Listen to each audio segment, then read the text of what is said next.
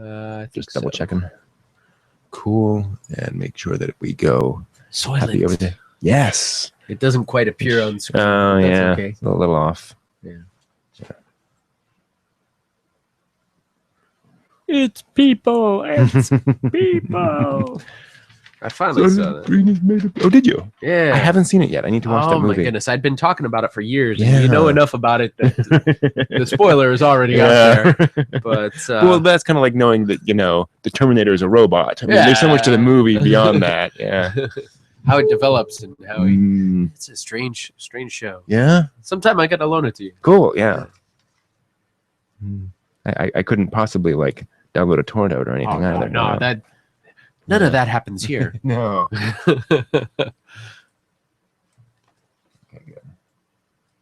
Oh, okay, I will be back in this. 2 shakes of a. So I'm live. So now I have. Yes. Just between you and me, Brent's out of the room. Quick, let's have a discussion. You know what would be fun? let me just kind of screw with people's minds by putting something up on the video. I will Hypnotoad. turn off. Yeah, I do need to get a. I don't think they video can copyright that sound. It's true. Because that's like a feedback sound. Yeah, totally. Let's see. Where's my Hypnotoad? What have I got on I have a here? Hypnotoad. There are things on here that I don't want to throw up there because I haven't seen them yet, so I don't know how problematic it would be. Somewhere I found a clip of 13 minutes of Hypnotoad. Nice. Well, you know what? You can't go wrong here. Can we hear any of this? Is the question? No, we can't. Well, I'll be right back. This we is the can't first. or we shouldn't. We can't and shouldn't and aren't. Oh, So somebody's there's got no audio going through. 22 minutes Oh, of nice. Hypnotoad. Cool. Yeah. So this will be the first few minutes of Mad Max Fury Road.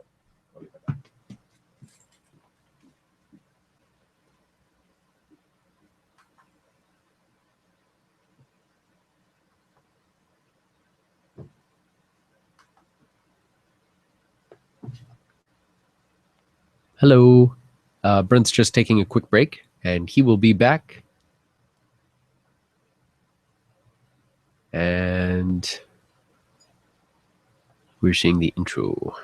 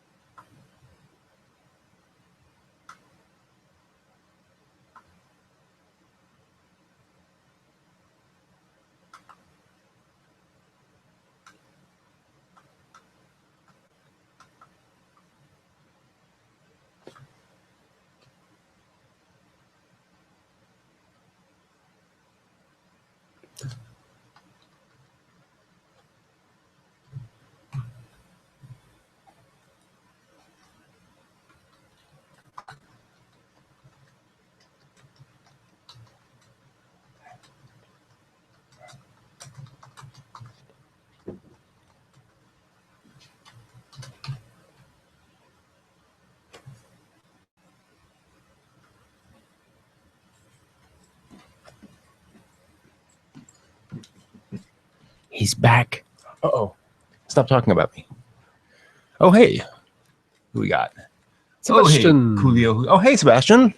Long time no see. Good to see you. So this is E. Coolio. Yes. All right. Oh, there we go. Here.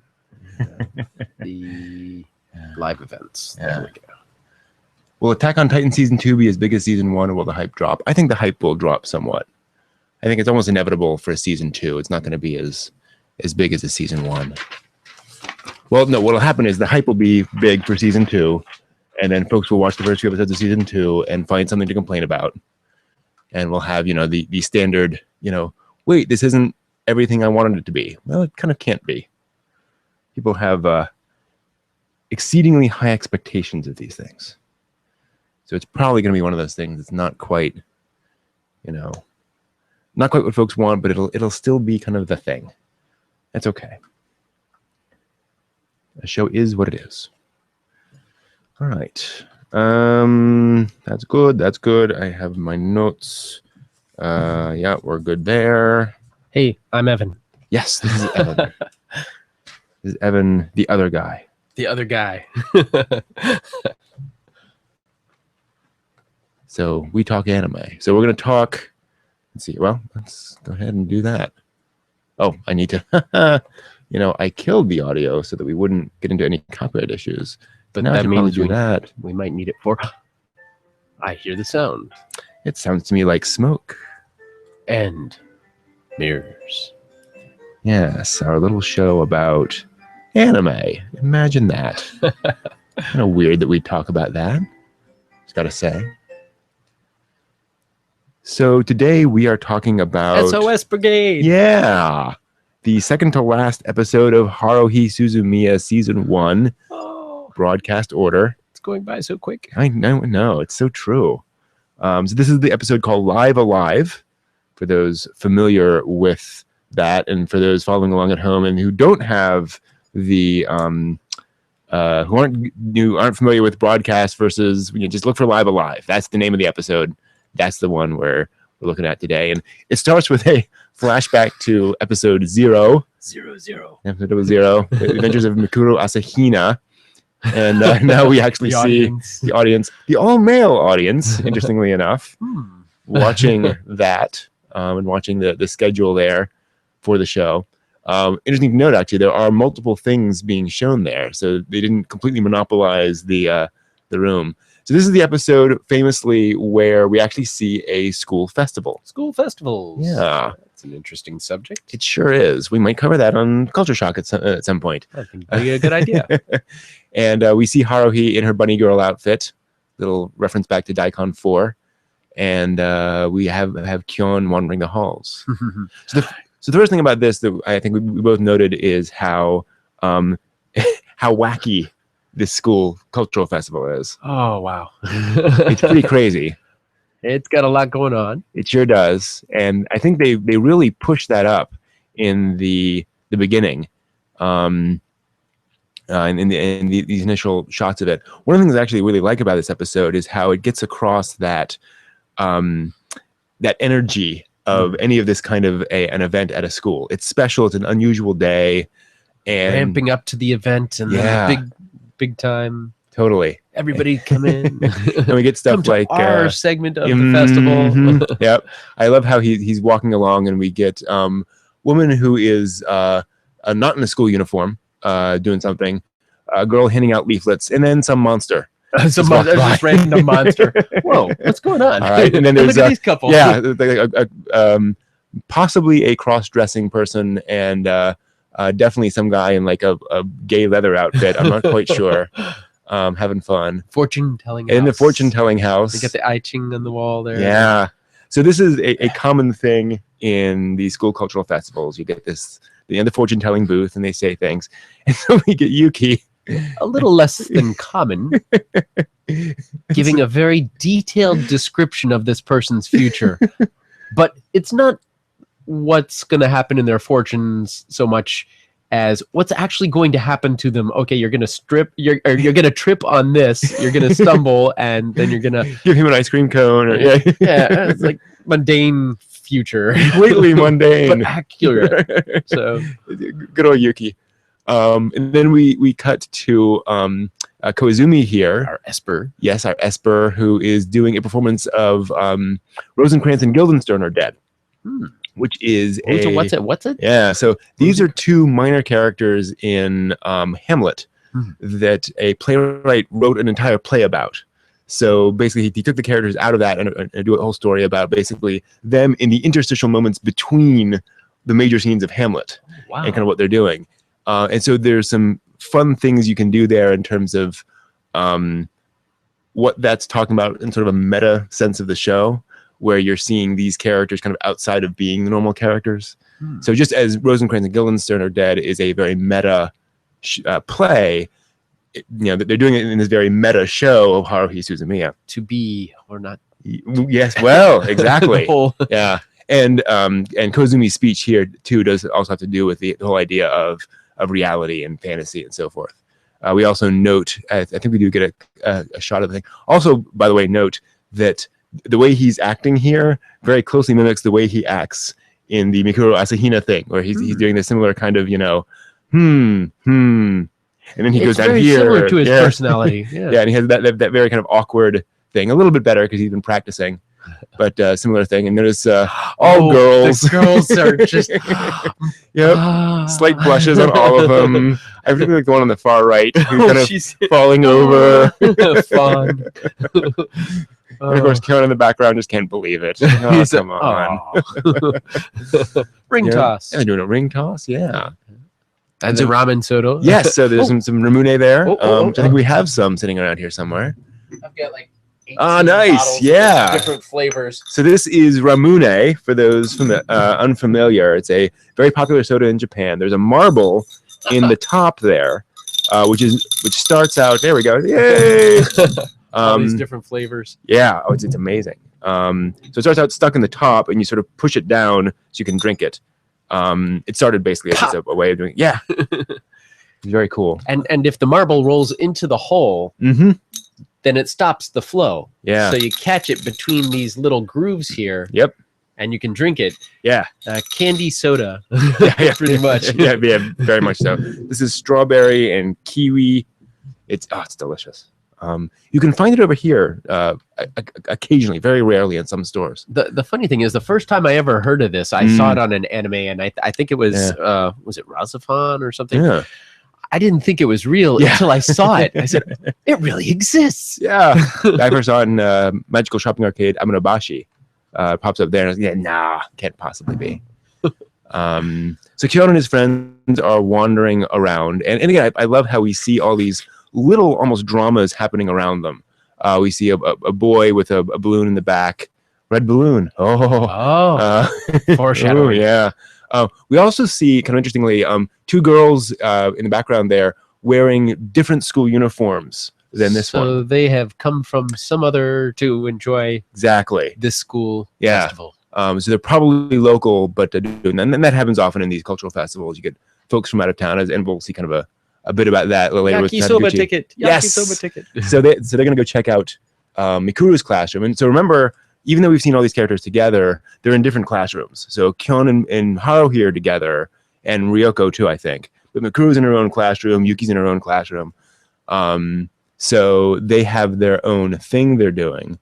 And we're going off to see them. And we get the delight that is Ryoko. And I just love Ryoko. Just full of energy, sees no nothing, and just very, very proud of herself and how cute she looks. Which is certainly very true. And then the guys obviously are blushing.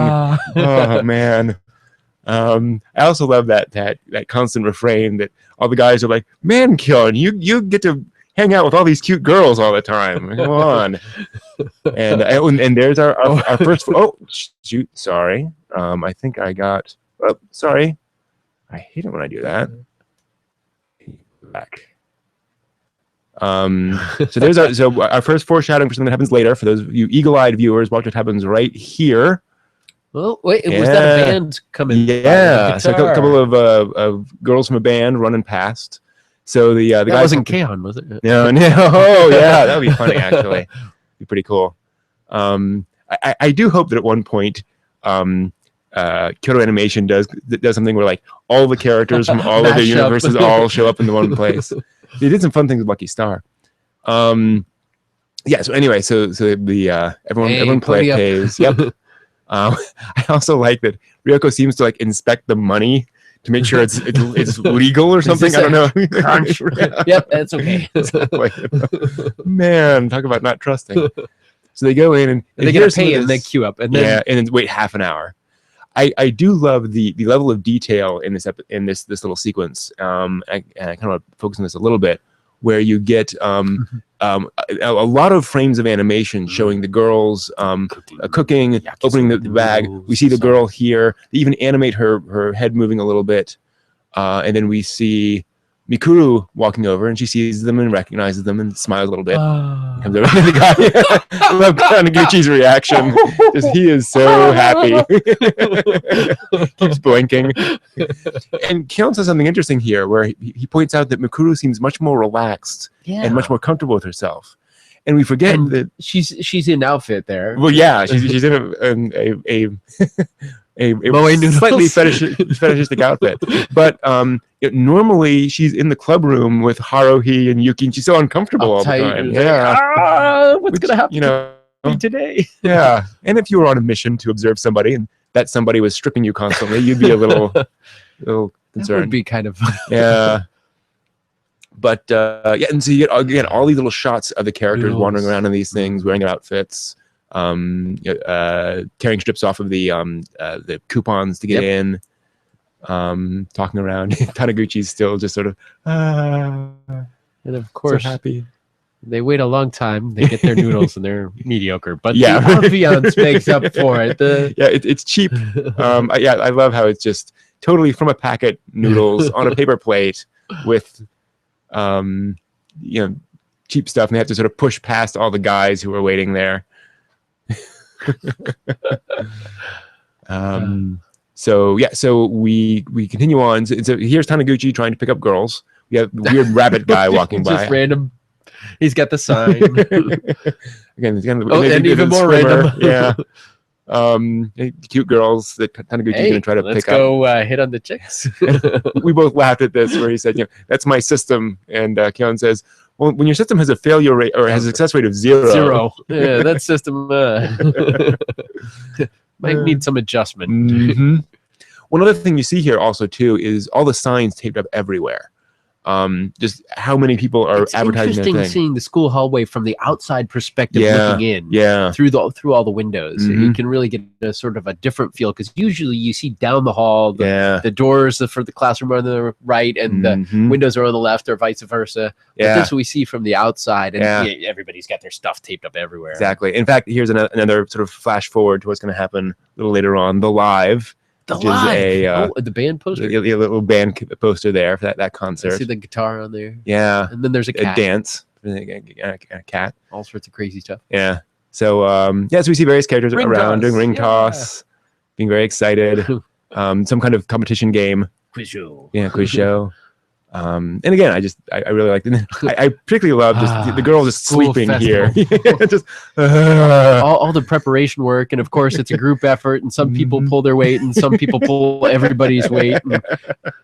I wonder, there's something draped over her desk, so I wonder what that is on her desk. It looks like I can't even tell. I'm the ticket taker for this room that failed utterly. Probably. Wake me up. So we could probably tell that if we did a bit more research, find out what that the reference to. So Kyon decides to check out the music club. Yeah, that's a place where he can relax a little bit, get some Z's. And... So they're playing a song here, a classical piece. A lot of these high schools will have a environment. Yeah. You just kind of relax. No one's gonna really be doing much. There's that earnest, music director. We all know that guy from high school. We see it's getting a little darker. We see that guys up in there. Two local folk guys. Their bit. Mm-hmm. And we see in one of the and I should mention what's going on here. For those curious, and again, remember, exciting. He pulled the all-nighter for the videos. That's why he's so tired. That's right. He was up editing. Episode 00's. So this is a Japanese game where, as I recall, so these are balloons filled with water, and you have chopsticks, and you're trying to pick up the balloons with chopsticks, and if you can pick it up, then you get a prize, basically. Oh, wow. And you just have a little basin of water, and you try to pick up these little things. So it's a common festival little game. And the wonderful, he's sleeping through it. He's obviously very tired. I also love, again, we've all known that 3 high school students who have to have the punk band. Yeah. And so Kyon wakes up, and we notice that the room is filling up. Rock club. As a rock club called Inaz is going to perform. And we get this wonderful reaction shot from Kyon very slowly. Shocking. And then the funny outfit. Haruhi walks on with Yuki. The witch outfit. It's wonderful and crazy. Yes, and what the heck's going on? So we get a little commercial break, and it's raining now, which means more people are coming in. Yeah, everybody's got to get out of the rain. So not only is she there, but now the place is getting packed with people. And this, I think, also gets to Kyun's reaction here, where he's like, she's never done this. Yeah, well, and that's the thing. Like this is very different for Haruhi, and also there seems to be there's almost a little fear in Kyun's face here, because he realizes she's setting herself up for failure. Like, this could go really badly for her. Go really. How's she gonna sound? Right? Is she? Oh my! Does she even know how to? Well, maybe. Yeah. Has she finally gone over the edge? This is a different band. Yeah. Well, that's the weird thing. It's obviously too normal. It's not like she's been practicing with them. She's been out hunting weird, strange stuff, as is her wont. And we see people in the audience kind of questioning what's going on. The outfit is just incredible. Everybody else is kind of. I should also note that a few episodes ago we know that they got in trouble for wearing these bunny girl outfits, but somehow Haruhi's managed to convince them it's a performance, right? And so we cut into this. Now, anime has a history of musical sequences of animating. That was pretty neat. Music, yes. She was getting every note on the fingers there. It That's wasn't just thing. Sort of a blur of. It's very rare for anime to actually try to match music to a song, to try to animate to the song, and they're clearly trying to do that here. They're lip sync to the music. The audience is starting to get it. It's starting to pump. And we've got this interesting sort of punk rock song, slightly punkish rock song. And Haruhi's really singing it. The bass player is doing her thing. I'll tell you, all of the AMV makers who like inserting clips of people like playing musical instruments just cheered at this moment. Because finally we get something we could put in there. That guitar work is incredible. It's great. Yeah. What's also interesting here is note the camera work. Not only do you see this stuff, watch here when we cut over to Haruhi, how the camera is moving around a little bit. Like it's trying to capture her on camera. Like a real handheld on stage guy. Absolutely. Even though, of course, there's no man on stage. John's just stunned. Everybody's bouncing to the awesome music. He's in shock. Yeah, exactly. And again, what's interesting here is that Haruhi is putting everything into this. She's pretty good. She is good. She's not just, and that's another reason to be shocked. She's actually decent. Yeah. And she's singing a song with of course, again, another sort of layer. There are these lines in English where it goes to blah, blah, blah. God knows is what goes over and over. And knowing who Haruhi might be has a neat little moment. So again, all of the animation of vocals, this. Yeah, vocals, and she's yelling. That was just incredible. That was incredible. The emotion. Yeah. The performance. Absolutely. The intensity. And some of that came from which contrasts with her with Yuki. With Yuki, yeah, who's just absolutely she's just doing her thing. Yep. And so Haruhi's voice actress just really pelted it out here in Japanese and English. They really tried to do. Also note the sweat drip, the sweat dripping down. I mean, my gosh, giving it all away on stage. Totally. And here's Yuki, and notice Yuki's sort of pulling. She's leaning into it a little bit. She's got a little bit of energy into it. And so we continue with the song, and they finish up, and the audience is just going nuts. I bet those typing skills came in probably all the guitar work. They really loved it. They really did. What was that one girl in the background? Yes, we wanted to point that. Let's find that when they first start singing it. It's one of those things where you don't necessarily notice the first time, but when she decides to start, and of course everyone's wondering what's gonna happen. And we cut to this wonderful reaction shot of the audience. And the explanation is, okay, the other girls in the band couldn't make it. There was right here. This little shocked girl in the back. This little girl in the back. She's like, oh, little pinprick eyes, huge mouth. It's wonderful. I mean, other people are in awe, but she's shocked. She's completely shocked. Love it. But yeah, the explanation is the other two band members couldn't make it. What was it? A laryngitis or laryngitis, and one of them like sprained her wrist. Yep. So we just picked this up. Yeah. Exactly. Sheet music.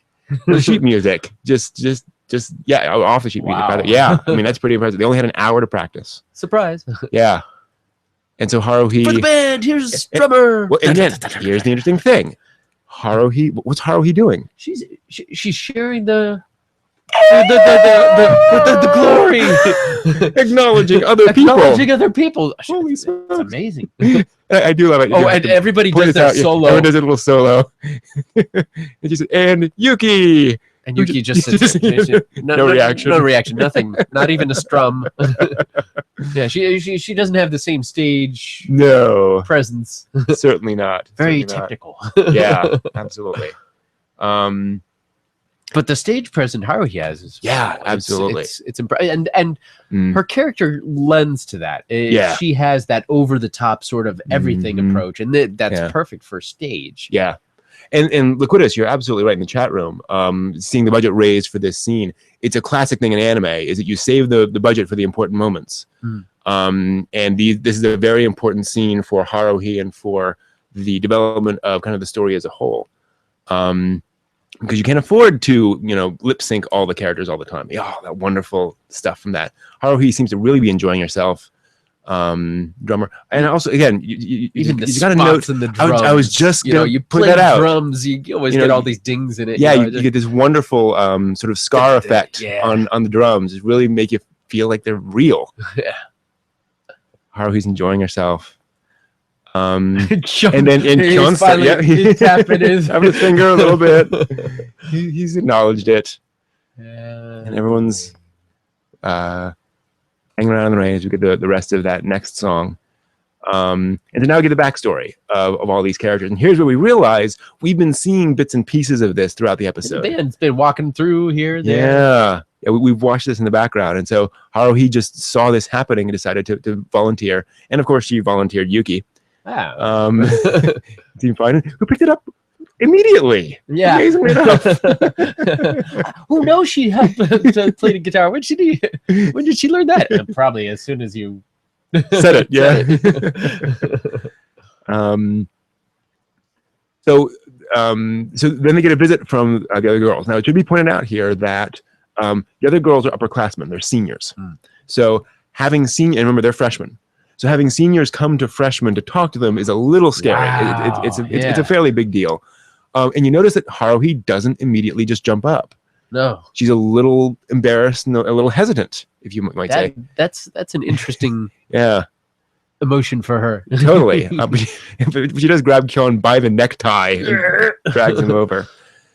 So they come over to thank them, and Haruhi's very polite, again, kind of surprisingly. Our mini disc sales have gone up. Yeah. People love it. And Haruhi has this interesting reaction. She smiles a little bit. The girls are very happy with her. Thank you. Yeah. It's a classic kind of anime reaction. They're all enjoying it. Yeah. But Haruhi is surprisingly subdued throughout the entire exchange. It's like she's just taking it all in. And there's even this moment where you see Kyon looking at her, and she's not even really smiling very much. She's kind of taking it in. Yeah. But it's just, it's almost like she can't quite process it. She doesn't know how to respond almost. Totally. Oh, thank you. Yeah, thank you. And a little bit more confidence there. Yeah. She suggested they go thank Yuki. We went there. She said one word and sent us over here. Like, okay, that's pretty much Yuki. So then we see that Haruhi's kind of quiet. Now, I love kind of the reveal of this, that Kyon says that Haruhi left immediately when lunch was announced. We see Kyon wolfing down his lunch. He's eating it, walks right out, and then he says, I decided I'd go walking to settle my stomach. And yes, that's the only reason. And we know, no, you wouldn't be wolfing your lunch and walking out immediately. You want a settled stomach, you don't wolf your lunch. He walks out, and of course, he finds Haruhi. Under a tree. The shade. Relaxing. And again, I love the sort of two aspects of this. One, the very peaceful way this goes, but also that contrast to the craziness of the school festival. This is their chance to compress. And so it's interesting kind of what they talk about here. What did they talk about here? Well, it was Haruhi she's kind of worked up inside. She doesn't quite know how she should feel right now. Yeah, she doesn't usually get thanked by other people. Mm-hmm. And that's the thing. And something that Kyon points out, the reason that you're so emotionally sort of charged is you're not used to being thanked. And she wants him to spit out what he's thinking. Yeah. But if we heard his inner dialogue, it would change a lot of her reactions to everything. And it's I actually really liked how this was translated in the fan sub, which is a little more direct, but it kind of gets across that some folks might miss. The way they translated what he says is, this is probably the first time you've ever done something for somebody else. And that's probably not accurate, but it's interesting. Closer to his feelings about how she behaves to others. Yeah. Usually it's, okay, you're going to put on this outfit. Okay, computer club, give me your computer. Yeah, exactly. Otherwise I'll... So yeah, it is a generous thing of her. Absolutely. It's the first time she's actually done something for somebody else. And it's interesting here, too, again, getting back to our little Kyon theory, that she gets really pissed off at him for not sort of talking to her. And she decides she wants to mess with him. She tries to throw grass at this. Is so cute. Blows right back in her face. Grabs literally. The clump and throws it. Her own efforts to... and let's not, forget, this is probably the first time something hasn't gone right for Haruhi. Yeah. The world hasn't formed around her for that, which is kind of interesting that she's trying to get inside Kyon's head, and that's the one time when it's not allowed. And so, of course, she goes very close moment for the two. It is. It seems like, but then her ideas of, next year, we're going to form a band. That was so great. We're going to practice. We're going to get some instruments. Yeah. We'll do some choreography and some scoring and some... and I love how, and again, this gets back to the how they animate this. Note how, like, she's practicing, like, this tambourine. Notice how even, like, her pinky's up a little bit. Got that. She's really, it's great. And so, of course, Kyon gets dragged off by Haruhi, and we get the pan up. What's funny here, too, is we got the joke in the first episode about every scene ends with the camera panning up, and that's right back to it. So fun episode of Haruhi. Very fun. And then next to last episode of season 1. No, I know. It's ending too quick. Very sad. What's interesting about it, though, too, to that point, is this feels like a final episode. Yeah. It feels like they've really gone somewhere with Haruhi. Kyon is feeling a little closer to Haruhi. So where are they going to go with the final episode? Yeah. It's a mystery. Where could it go? Where could it go? Well, we'll find out very Next soon. episode. Stay tuned. Exactly. So now let's move on to Boogiepop Phantom.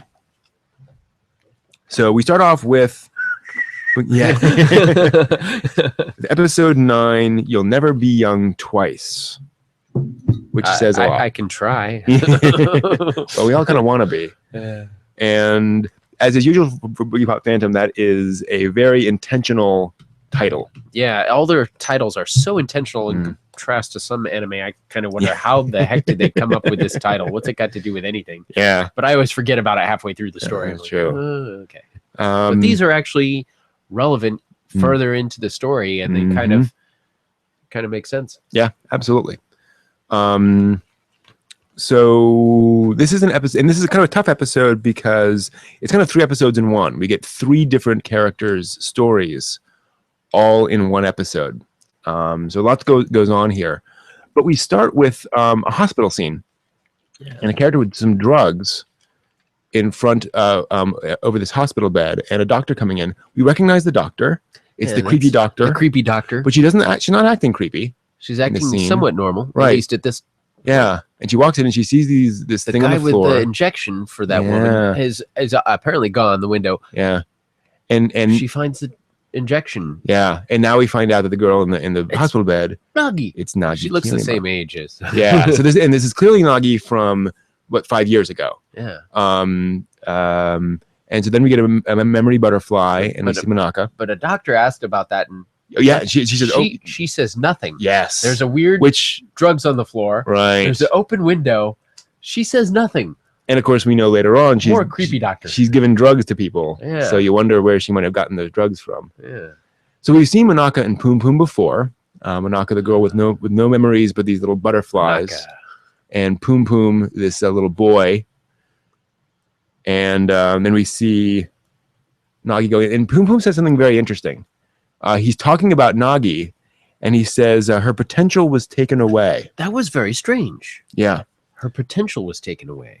No, it's after seeing this previous scene, kind of like they're looking at it. Exactly. Well, and it should be pointed out, and I'm glad you mentioned that, because the episode opens. The episode opens very tellingly with a memory butterfly. A memory butterfly. It's the first thing we see. I'm sorry, it's not the first thing we see. We see this scene, and then we see between those two, we see a memory butterfly. Yeah, so that is what's happening there. We're seeing that moment. But so Poom Poom's view is that Nagi is stunted in some way. Yeah, by the injection? Possibly. And we also, it's also interesting because we're seeing Nagi at the epicenter of all these things. She's doing all this investigation, and she seems very special. Yeah, it's almost like the injection gave her some distance from being pulled into this whole weird realm. And I think that's exactly what's going on there, is that she is not as sensitive to other people as other people to these weird things happening. And so now we start getting these backstories, or these stories, and starting with Saki. And Saki. We can drink now. Wait, no. Different Saki. Saki, the piano girl. Saki, the piano girl. And I think we'll just call her the piano girl from now on, because we get so many names in here. And so we see her talking to this girl about piano. Yeah. And it's to the point where the piano girl has programmed in her test performance into her phone. That's very focused, very intense. And it should be pointed out, and we know this because we grew up with technology at this point.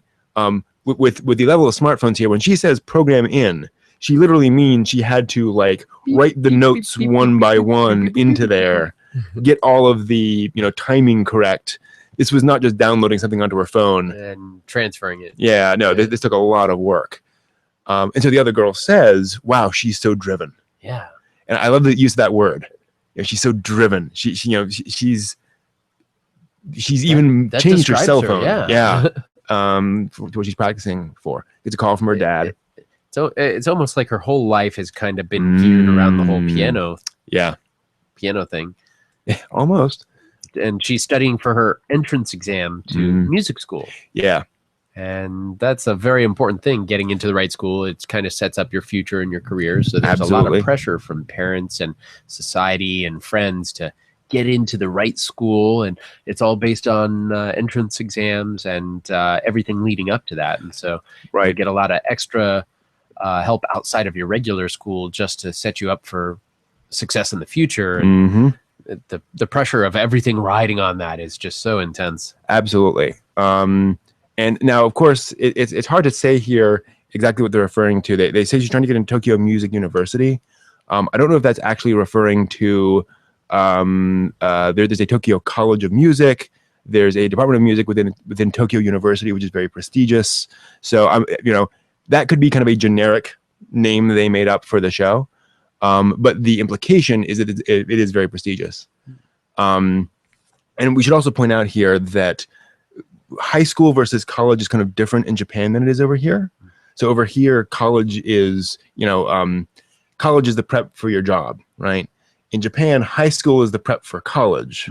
So once you get into the right college, employers hire directly out of specific colleges. So if you get into the right college, you're almost guaranteed a job wherever you're trying to go. So it's it is that that entrance exam to college, which determines basically your entire future. Yeah, it's huge. It is absolutely huge. So she sees this guy with a red balloon. It's very weird. That's kind of strange. Yeah, and she hears this thing in her phone. Come with me. Yeah, her phone freaks out, and it's that weird call. Yeah, it's not a normal voice. It's not somebody that she recognizes. There's staticky sound. And here we see that apparently she mentions her dad not buying cars because he wants her to do well. So he's made some sacrifices for her, and apparently he's trying to do the best he can for his daughter, getting her the piano lessons and additional stuff. And so the family has now put in all this effort, time, and sacrifice into her success. Yeah, which may or may not have been, she may or may not want even piano so much as to please her parents at this point. Well, and that's the thing is that and it's really interesting actually hearing how the dad talks about it, because I think the show does a very great job of his dialogue where he's asking her about it. He's very open about it, but he's not pressuring her. No, he's not pressuring her. He wants her success, but he's not saying you have to. He's just, so how did it go? The money's not a problem, but just how did it go? All this kind of stuff. He seems like he's really trying to... good nurturing encouragement. Exactly. But of course, being, 15 years old or so, she's starting to interpret that a little differently. There's a lot of pressure. And also, to be fair, she is wisely, or at least intelligently, trying to interpret those signals. She knows how much they've given up. Yeah. And she knows they're not trying to get across it, but it's still there. And we see the music teacher. Despite that encouragement, the music teacher has such disdain. Yeah. and the friends. I love how her friend is just very very supportive, really, very, very nurturing of her. The music teacher is such a bee. And they see the house that's overgrown, the one that belongs to Manaka's mom and grandma. Yeah, it's one where they just a few days earlier took out a dead woman. Yep, and grandmother. And here we see folks leaving. We see a nurse with Manaka's mother coming out. There's Manaka's mom. And here's something interesting. I remember you? Yeah. And she does. Which is kind of a rare occasion for her. Yeah. It takes a minute, but she recozes Saki and she remembers the music. She didn't even need her pad to... No. Which is very interesting. Music is one of those things that for Alzheimer's patients... they have more ability to recall songs than they can. And so music has a very strong foundation in memory. Yeah. And indeed, here we see her pad. No, it's hard. It down. It's hard to tell. So a couple of interesting things here. One is, of course, maybe her condition hasn't gotten too bad yet. But also, if you look at how this is drawn, we see there are a lot of pages that she's drawn on already. Pretty far down on the ring. So she's been doing this for a while. The ring of memories. Yeah. And of course, memories are a very important part of this and the next episode. And so we get this interesting thing. We both noted this as we're going in, that they arrive at Saki, the piano girl's house, and the friend says, "So is this your house?" Well, how long have they been friends? Right. So it's odd. Acquaintances, maybe. Maybe. Has she not developed a really deep? Maybe. I'm assuming the implication there is that they've been going back and forth to music class a lot, and so maybe they just haven't gone to each other's homes before. But it's still, again, that is a hint. Yeah. And so now we see a little flashback, piano. Little girl. That reminded me of the Peanuts. Yeah. They decided to go to a cafe. So here's an important thing. She says she doesn't want to go home. Yeah, that's weird. Yeah. Well, what is the deal? Why might that be? So we have a little conversation here, and without getting too much into it, we discover that, well, first off, we see a character burning a paper, and we might recognize this guy. He looks an awful lot like the addict from a few episodes ago. And you reminded me as we were watching this a few episodes back, the statement that if somebody writes the statement that had been made, if somebody writes down their memories and then burns them, that's a way of getting rid of the bad memory. Yeah. And again, this whole series has been cored around memories and that concept, and whether to keep them, to get rid of them, how they affect us, and all the different methods. And here they see this guy and he's burning a paper. It kind of leads to that, to erasing memories. Yeah. And we cut back to the memory burning, and then the next thing we see is the full moment with the teacher. Not just the excerpt. We see the, you're not good enough to go to this. I can't believe you even. Yeah. She says, you can keep this as a hobby. There's no way you're ever going to be good enough to go pro. Her whole life has been based around this. Totally. Now, yeah. So you're telling her your life is over. Pretty much. And of course, we all know teenagers. You're a disappointment to your family. Your life is over. Everything you've done is nothing. Of course, you suffered a setback. Life is over. Oh my God. Of course, being more mature, you can step back and say, this is one person's opinion and I don't respect it. And I'm going to go and continue regardless. And that's usually how some of the best people succeed. Right. Despite those kind of comments. But and she doesn't interpret it that way. She sure doesn't. In fact, we see her, she's crying now at because the cafe she has small small hands. I love that. I want big hands to play the piano better. Yeah. Big hands. You can imagine, bigger hands mean you can play the piano better. Spread 3 octaves. Yeah. That would be creepy. True. That would be from Gattaca. So the phone goes off, and actually I really like how they animated this, where the phone goes off and then you see the eyes change a little bit in her friend, because she realizes the tone of the phone is going to remind her of the practice they just had, which they're kind of trying to forget. Yeah. And so Saki starts crying and says about how this is not useful anymore. But who is calling her? It's this crackling voice again. Join us. Come with us. And what's also interesting about this too is, speaking of hands, is the concept of growth. Boogiepop Phantom, the series, is to a great extent about growth and about people maturing and changing, and how this is one of the things that Saki says is, I resent basically the way I've grown. I don't have the hands I want. I haven't matured the way that I wish I had matured. Growing into adulthood is not what I wanted. Yeah, exactly. This way anyway. Right, and which leads to the next scene where she goes to Paisley Park, the amusement park, and we see these little kids around. This is horror, so we know this is not necessarily the best thing in the world. Kids watching you. And who should appear but Boom Boom. Boom Boom. And he's got a red balloon. And you pointed this out, which I hadn't paid attention to. That's a very bright red balloon. Oh, in contrast to the rest of the sort of sepia tone. Yeah. That's the one point of very bright color in the episodes that stands out. Yeah. And as it's like Poom Poom just pulled the inner girl out of her with that balloon. Yeah. She's left standing there, but her inner child has gone off with all the kids with that red balloon. Yeah. Of doom. The balloon of doom. Precisely. And then she gets this sort of creepy expression on her face. It's like nothing bothers her as much now. Yeah. She's like, and what's scary is people who are suicidal are said to have that sort of detachment. Oh yeah.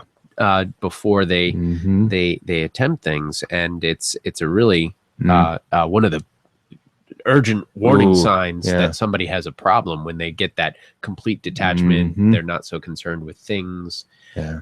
But so now we see later on is she's finally gone home. She's gone home and she's having dinner. And for somebody who plays the piano, her dexterity is going to be phenomenal. But here she's detached, she's kind of spacey, and she's thinking about this experience of her as a kid playing piano and the halcyon days of youth. and she's not really kind of engaging in dinner, No. and she's having trouble with her coordination. And I mean, again, Americans watching this, you may have trouble with chopsticks.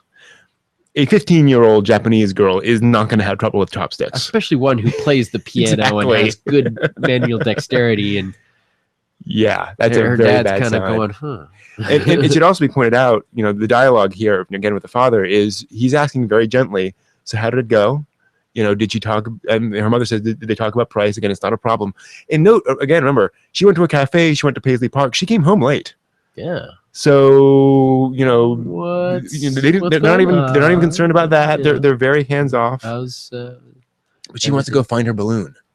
Now, and again, to a later point about the balloon, look at her right hand here. She's holding the balloon in her right hand. She's holding it as she's running along. Yeah, but the parents don't see it. They don't see any balloon. They don't see any balloon. That balloon's yeah, in a different realm. And again, here's where we go into things where so she's going for her balloon, right? Well, what does the balloon represent? It's sort of a break with the real world. Yeah. So where would she find her balloon? She, with the piano. The piano. The one connection she has to everything else. So she goes into the room with the piano and opens it up, and there's this interesting moment where suddenly it kind of breaks. She suddenly realized what's going on. And and she lets go of the balloon and just stands there in front of the piano.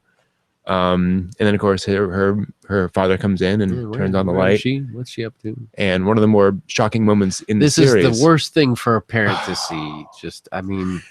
And this is horrible. And here's what I love about this moment is that in so many stories about people who take their own lives, it focuses so much on the character, but what they show here is what it does to her family. You can feel how her father would react to that. Yeah. What it's doing to everyone else besides just her is just what's so horrible about it. And then we move on to Akane. And we think we're just going to have another little thing with character. Sub-story 2 of this episode. but she's talking to Toka. So we know. And so she's a friend with Toka, so we know this isn't going to be just a normal thing. And so we have this little thing with her, and we find out that the guidance counselor realizes that even though she loves literature, her scores are good in math, and therefore this girl needs to go into science. Yeah, exactly. There's no here's what your passion is, here's where you're motivated, here's where you're good, you're going to go here. Yeah, exactly. And practical. As the passive younger person taking the counsel and advice of somebody who's in the position of counseling and guiding, she kind of passively accepts this deterministic approach towards her future without giving her input. Absolutely. Sacrificing her desires and youth for what somebody else says, this is your adult, mature path. And what's funny about that is she is telling this story to us. She actually narrates this segment to us as a story. She's actually writing literature, if you will, about her giving up of literature. Yeah. Which is so bizarre. And we see that she's writing this story called Poom Poom. Ooh, okay. That's interesting. And now we get a little... people who talk about drama theory talk about what's called the pointer scene, where they say in every movie, action movie, you name it, there's one scene where everyone gets down and says, okay, the bad guys want X. You have to go and get X. You're going to be facing this, etc. It slows the action down. It feels forced, but you kind of have to have it in every single movie. There's just no way getting around it. And it comes back to it was named after the scene in Raiders of the Lost Ark, when the agents come in and talk to Indiana Jones on that stage talking about the Ark. The Ark of the Covenant, and Hitler wants it and all this stuff, and he gets up with a pointer and he's pointing to different things on the chalkboard. That's a pointer scene. It's almost entirely explanation about the plot, just kind of to orient everyone. And this is kind of what we have in this moment in the show, where we kind of have to stop for a moment to remind everyone, okay, what does Boogiepop do? Boogiepop takes people. Yeah. And what has been happening? People have been disappearing. There are these rumors of death. Yes, rumors about Paisley Park, and if you go there, It's you associated claim your with it, childhood. Yeah, and there's associations, and also this weird electrical stuff going on. So we're reminded of all these themes. Then we get this wonderful scene with The two girls walking, and they see her Yeah, and we see running with a balloon. Saki running with a balloon, and she says, "That's so weird. What about the balloon?" And Toka says, "What balloon?" Yeah. They're seeing two different things there. She turns around and there's no balloon she's there. running with her hand holding something that's not there. Just like, yeah. And Toka gets this very interesting expression on her face. And suddenly the way she speaks changes. Yeah. And there's this sort of shock and turn around. But Boogiepop has just appeared, folks. That's what just happened. And then come on, there we go. Oh yes, and then of course we see burning the book and the floppy, and so Akane is burning her stories, her memory, and she says, "I'm a senior now. I have to do, I have to prepare for my entrance exams. I don't have time for any of this anymore." What's this phone call here? Yeah, but then of course she gets a weird thing on the phone. Join us. Come with us. And so we should mention, going back to that earlier point, burning things on paper is burning memories, potentially. She's trying to erase the memories of her story, her youth, her desire, and her hope there. Yeah, and unfortunately we then see her with Poom Poom. Boom. And what's he holding? A red balloon. Yeah. So that's not good. No. Poom Poom of Doom. Yes.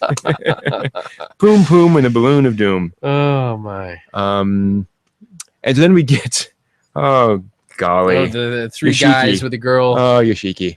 Poor Yoshiki. Yeah, so this is segment 3, if you're following these different episodic sub-episodes. Yeah. And we see this interesting behavior with this young man and these guys, where they push him to go over and compliment this girl on her legs, whereupon she gives him kind of the expected reaction. She pours her drink all over him. Meanwhile, the guys are laughing at him. Oh man. Did they set him up, or yes? I think they set him up. I mean, they knew she was gonna. Yeah. They probably already harassed her about her legs. Well, and also I think, if you're really wanting somebody to go out there and chat up a girl, you don't tell them, hey, compliment her on her legs first thing. Nice legs. That's like, you got to start somewhere more friendly. Yeah, exactly. And so they offer to buy a phone for him. Hey, get this one. Well, I'll set it up for you. Really? Okay. Well, okay. And we all know how that's going to end. So of course, we're getting the hint here that this Yoshiki character is being bullied by his friends. Basically, he's kind of. Yeah, he's just puppet there. And he finds out that they've already played all the games. We see the column of light event, so we know we're while he's back a little picking up his phone. Yeah, column of light. And we get the flash around, and then it hits him, but it also hits the phone. Yeah. Oh, and he had a flash on him, and boom, boom, boom. Yep. Wow. And then he develops his power. The poor guy, again. He gradually starts to hear out loud internal thoughts of others.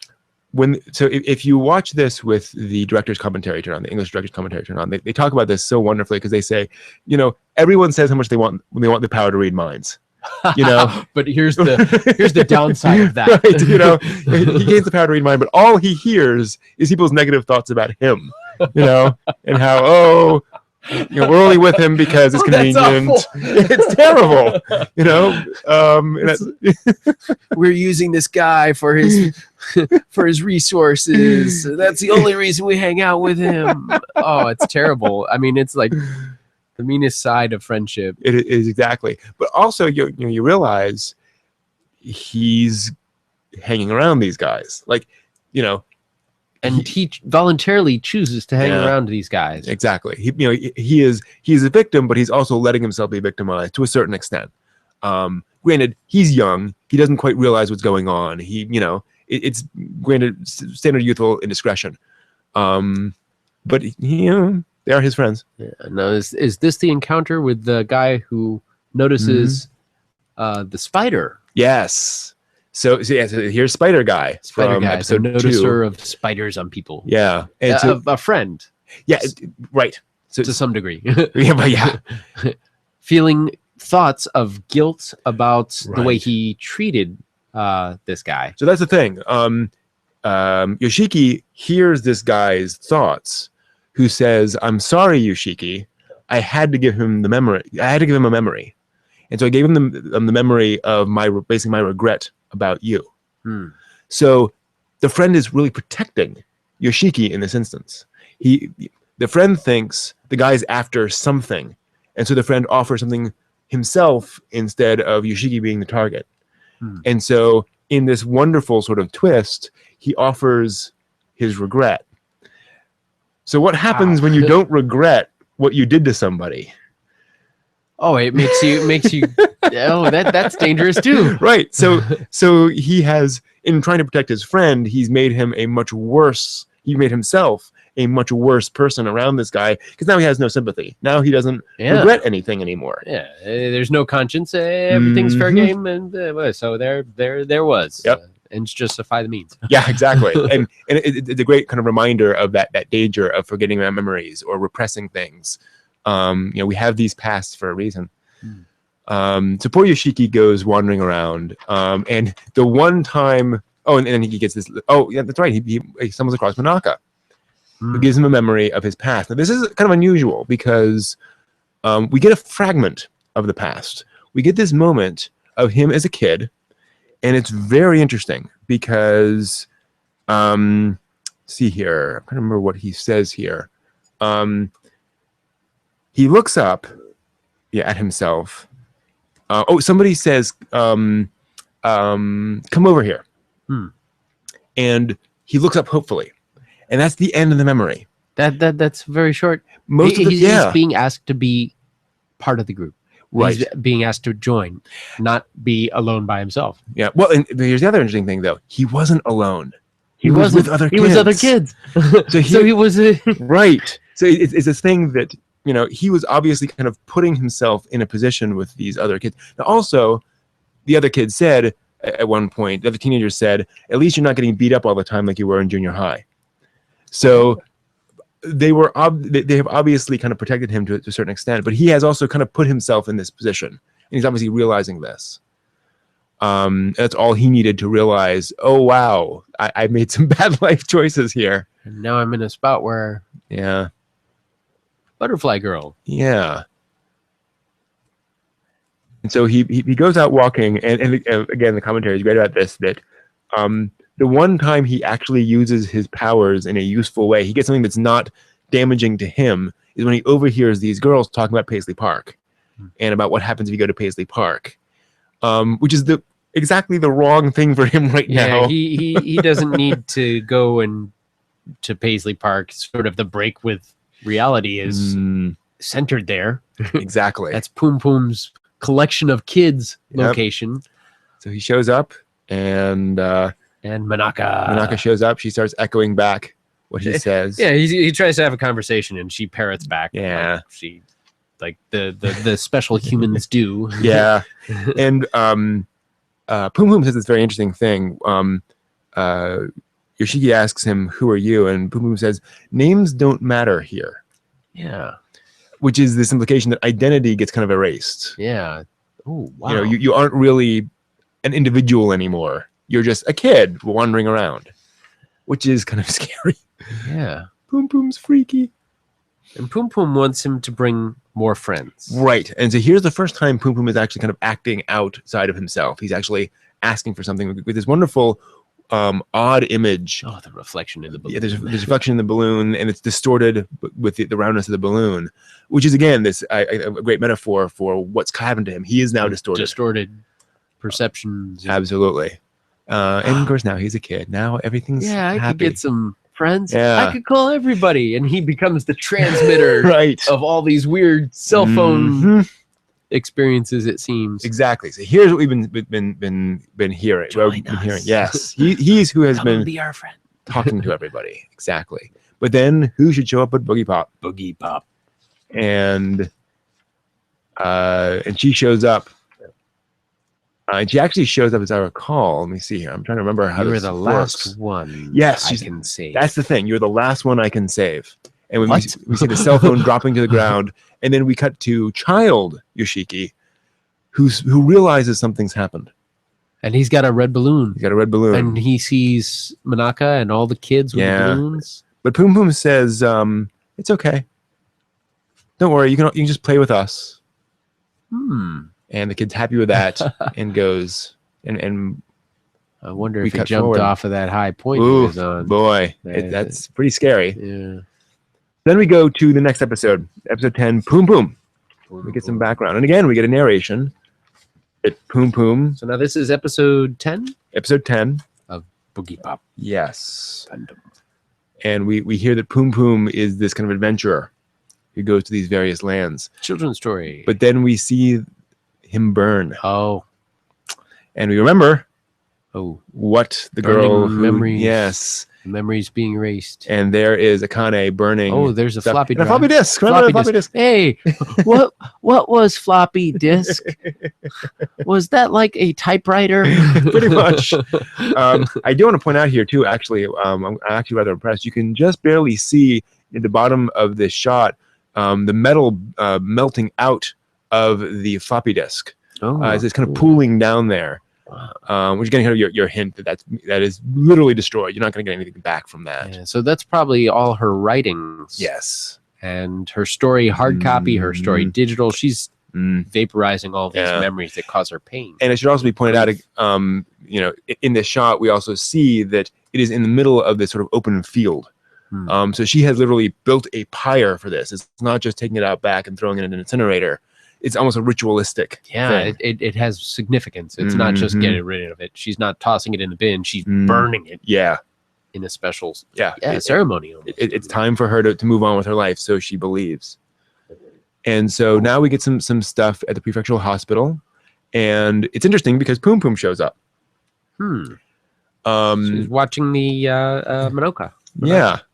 So we haven't. So and actually, even more interestingly, after the opening title thing, the first thing we see, which is kind of a surprise, is the charm. The charm from the guy who could disassemble people. Yeah. Or the girl. And the girl and her brother. Yeah.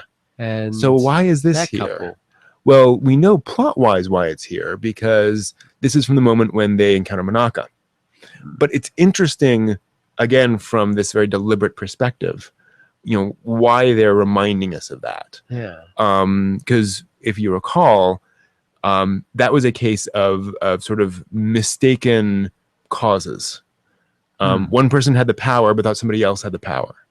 And she was, in a sense, absolving herself of the blame because she was putting it all on the person who was actually doing it without realizing that she was the one causing it.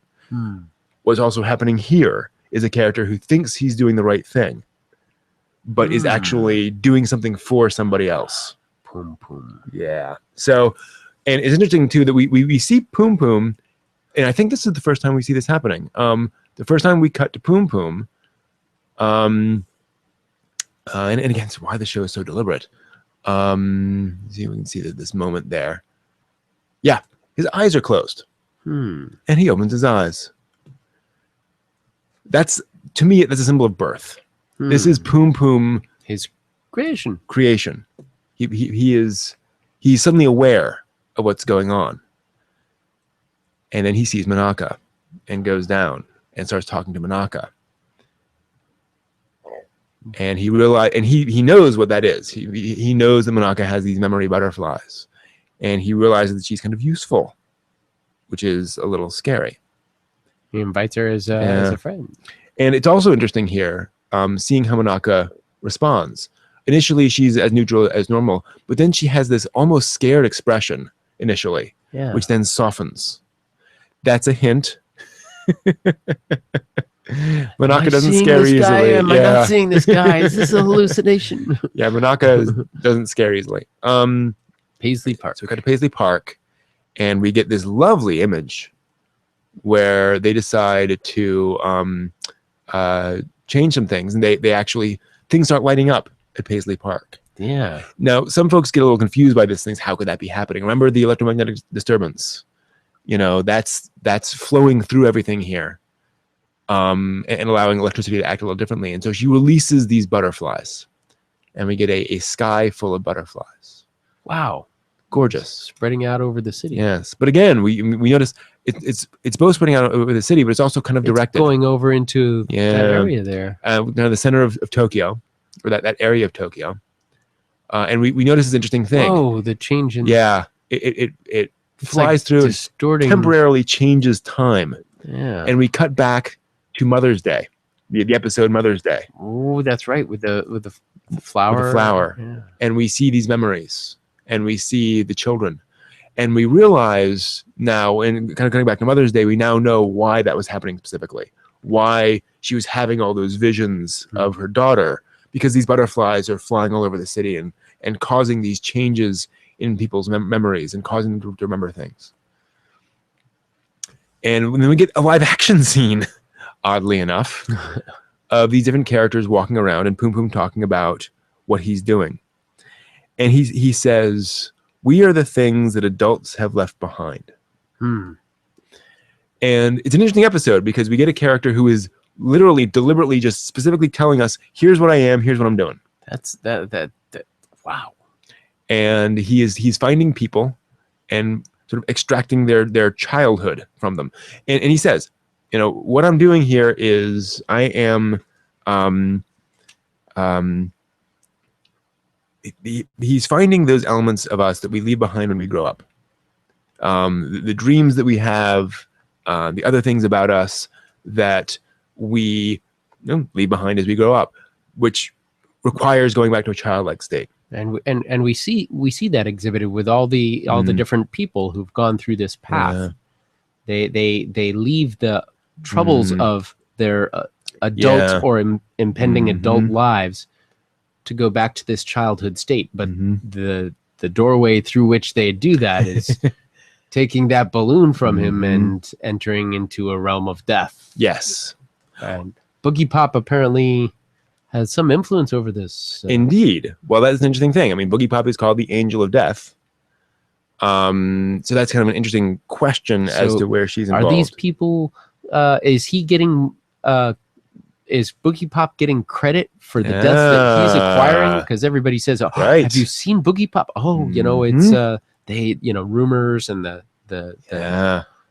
It's one of the neat things about Boogiepop Phantom is that because it is dealing with rumors, and that is it does reveal how what rumors are like and how unreliable rumors are. And as I mentioned before, Boogiepop Phantom is kind of about the teenage years, and you do hear all these weird rumors. You do hear all these weird things, and you want to believe them. Yeah. And you also realize that a lot of things aren't quite what you think they are. Oh, it wasn't. Yeah. And so here we have Akane giving her child self over. This is the writer. And she's moving. What's also interesting here, though, and again, getting to kind of the deliberate thing of this show, she takes the balloon, and her childlike self appears, and she's surprised. We haven't seen that from other people. Yeah, other people completely forget about their current lives, but she's got some awareness of, hey, wait. She sure does. And so then we see her burning these things. We see her child self as she was burning things. It was also kind of interesting there from sort of a perspective of visuals. So we cut back to the burning of those. The loss of youth, the grief of loss. Exactly. And we get this interesting thing. So we get the burning, and then we see her burning, and we see she literally left her child behind. Yeah. Literally behind her. Wow. As she's burning it. And then she runs off behind everyone else. Not with a balloon, importantly. Yeah. Her little girl, she hasn't completely let go. No, she's still holding on. Yeah. And then she has this little breakdown in class, and Toka's right next to her. She's probably in a science class. Probably. That's an interesting point, actually. That's a math class. A math class, which she has no interest in this math. She's been led to do this, forced by circumstance, part hers, part just maturation, and relying on adults to determine what parts of her childhood she should leave behind. But she's not ready to leave her childhood behind, but it's being forced on her, and that in the turmoil of that. Oh, wow. And so now we get this flashback to various characters. We see the guy running from the spider guy running while a balloon goes up. We see a young man causing fires with his mind. What is that called? Pyrokinesis, I think. Dangerous. Yeah, very dangerous. Exactly. And so we see these various people with powers. And we see more of these butterflies going out, and we see Poom Poom is gathering more people. And now we get some backstory. Poom Poom acknowledges to Akane's child version of herself that Akane is who created him. She wrote the Poom Poom story. Is it after this that, or is it before this that Poom Poom says humans are strange, and they not knowing they shed things most important? Yes, it's somewhere in here. Yeah, and again, to that point, Poom Poom's perspective is that he is collecting these things that adults leave behind. The good stuff. Yes, this damn shame that people give up on all of these dreams. And then, of course, what should happen? Anyway, beautiful image of the balloons and the lights. But but then we get and this is where Boogiepop Phantom sort of slaps us across the face, because it reminds us of the other side of that. The friends become young as they abandon their adult, but then the price is this death. And the memories, the balloons. Yeah, you can never grow up. And so, and again, we get this neat little scene between Akane and I think that's Toka. And there's a denial of Saki's death being a serious impact. Usually when something like this happens, the response is grief or the different stages of this, but she seems just strangely optimistic, and she sees her across the street with a balloon, which is usually an indicator that there's some slip of reality there that's going on. Not good. But who should show up but Nagi Kirima? Enter Nagi, the fire witch, to Paisley Park. Exactly. And so she showed up to crying child. Find out what's going on. Yeah, she sees this crying child, and she does the nice thing. She goes over to investigate, and discovers that he's a not so he's a malevolent child here. So the fire witch is attacked by fire, and these kids start showing up and start attacking her. And there's little as creepy as a creepy child. Children of the corn. Yeah, absolutely.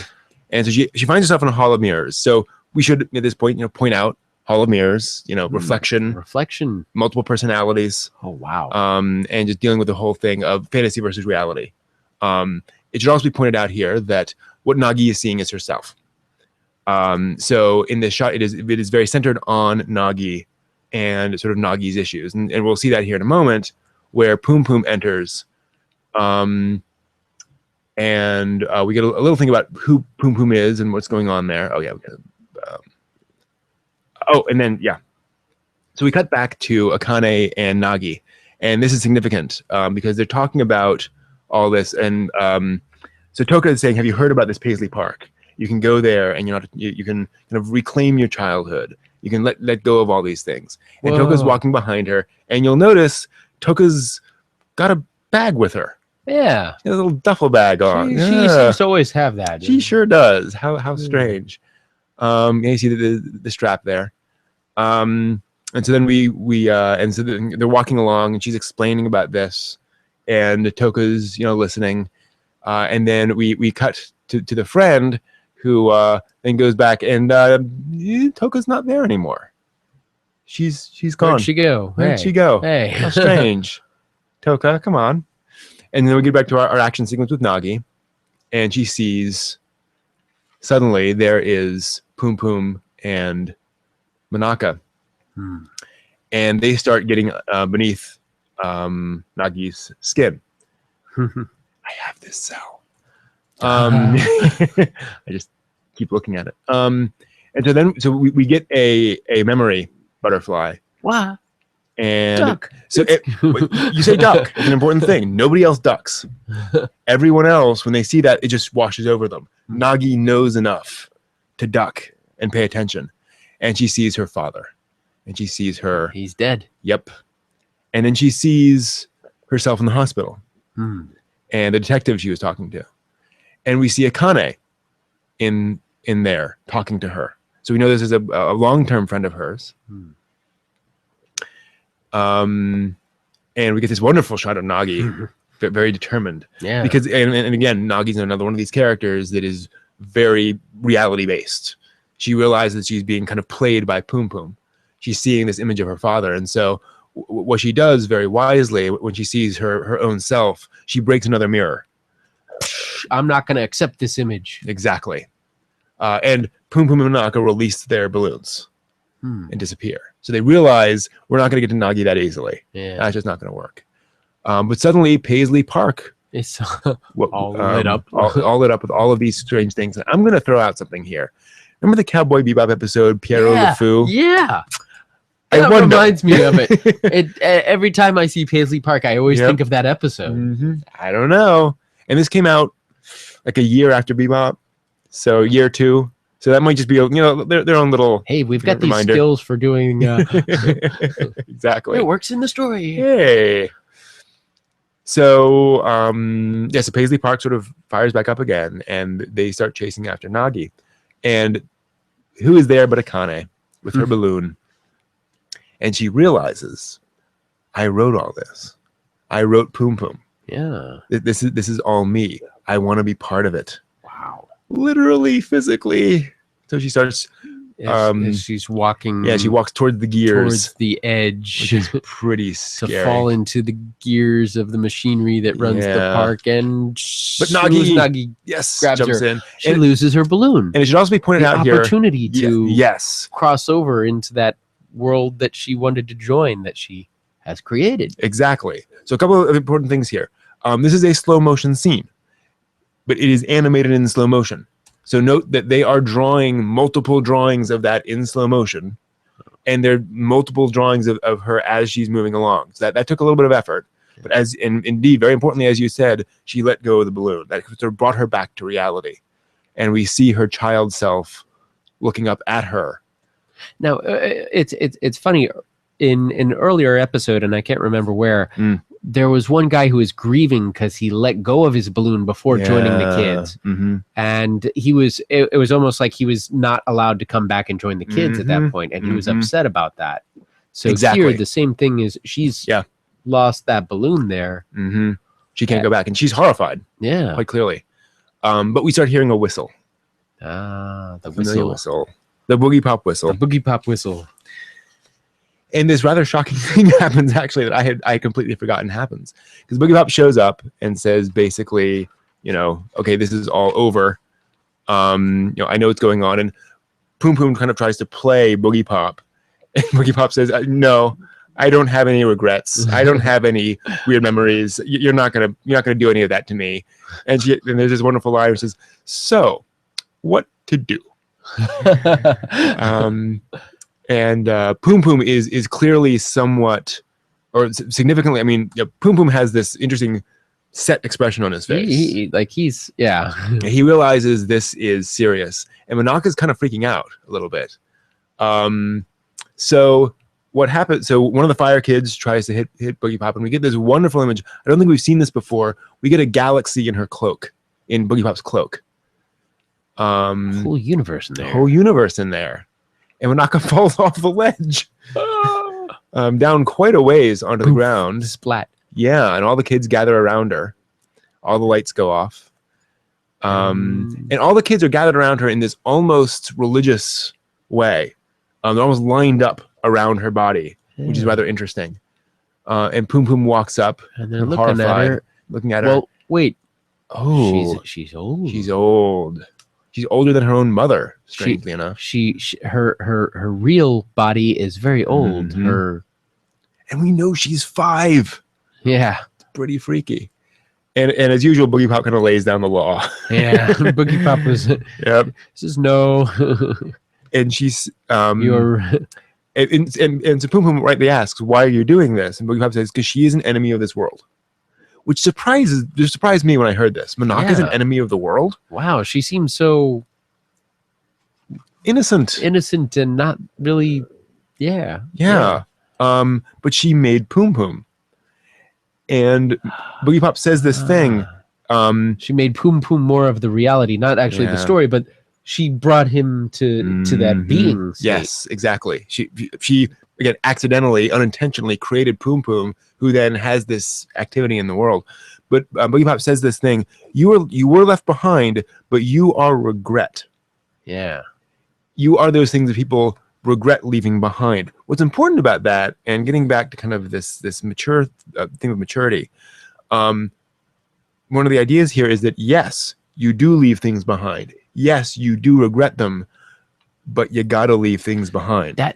But in another sense, he's collecting people who have killed themselves, and the life that they've left, there's no going back, and the regrets of having left that in itself to return to an earlier state, even though they regret losing their childhood. Now they have a regret where they can't have the opportunity to return. It's really a very Buddhist and also kind of a Hindu concept that, basically what Poom Poom is doing is he's trying to divorce people from their regret, from their memories. And Boogiepop is saying you can't do that. There's a reason regret exists. Yeah, you have to process your regret. You have to live with that and move past it, and become a whole person with that. If you just regret, and from a Buddhist perspective, if you kind of ignore it, you're gonna have to process it in the next life anyway. Yeah. It's gonna stick around. So Poom Poom gives him false hope. Yes, because he is he leads them to death exactly. And so Boogiepop's wow, Boogiepop does not mince anything. She just lays it down. And it's interesting too, the visuals here. There's this almost cathedral-like feel to the visuals.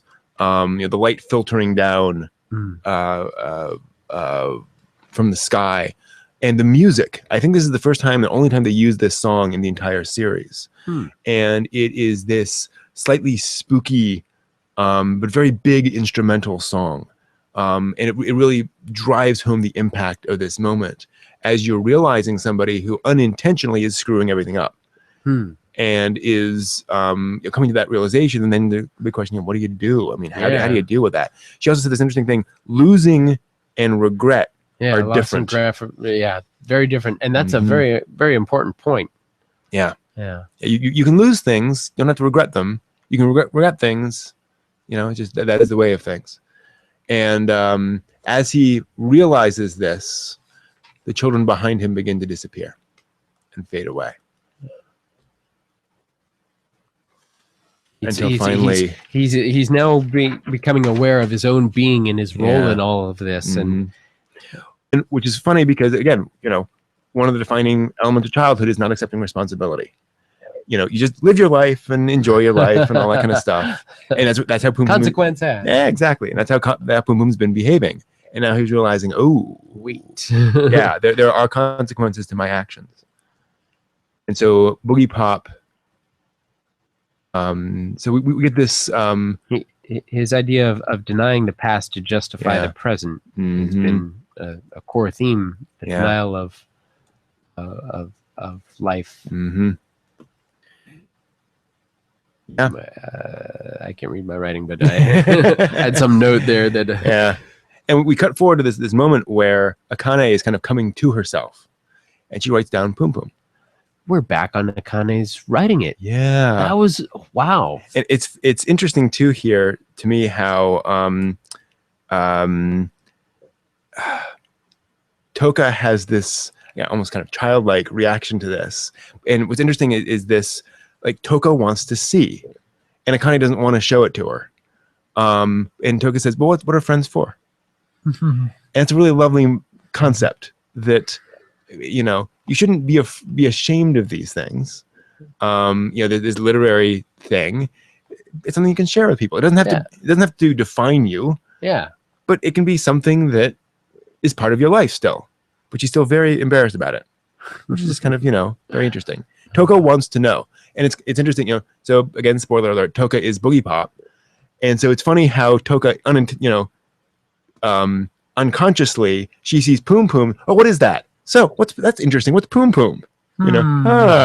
Funny. Yeah. And we have a butterfly memory there. And Monaka. Back to Monaka. Yeah. And she says this thing, you are death. She recognizes Boogiepop. Yes, you are death come to kill me.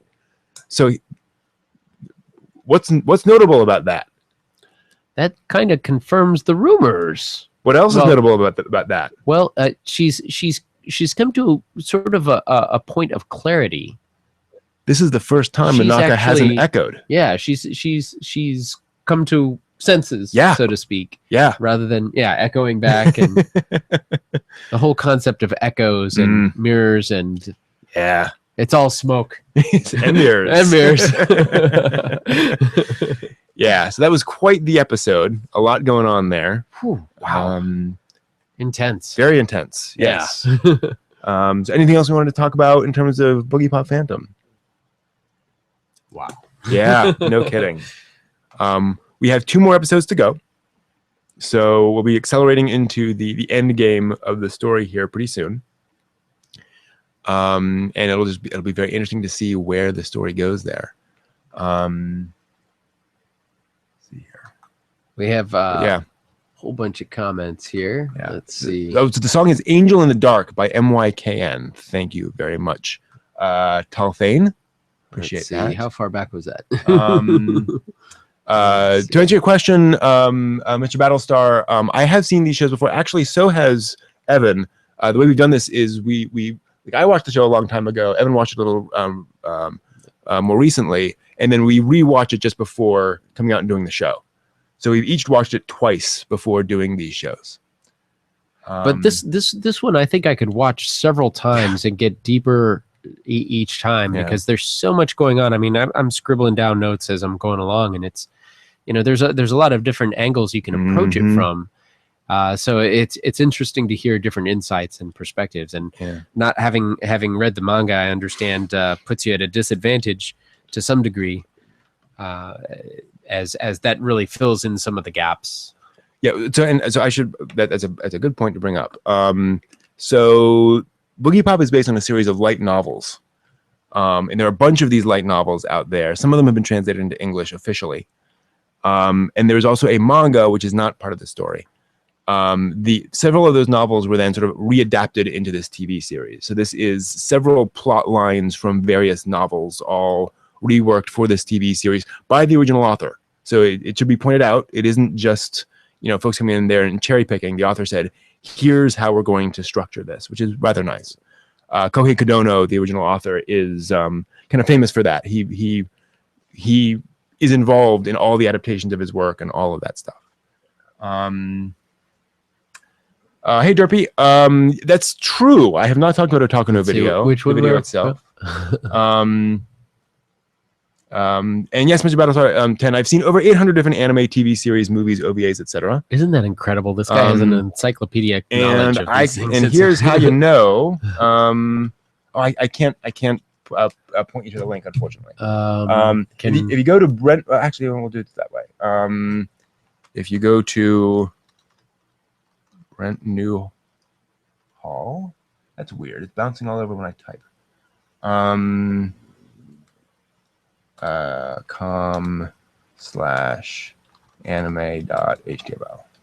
See if that'll work. I wonder if it's oh, there we go. Yeah, that's weird. How about that? Yeah, so if you go to that, brentnewhall.com/anime.html, that lists all the anime I have seen and I own, and I wrote a little script that counts them And so the current, in fact, let's pull it up real quick.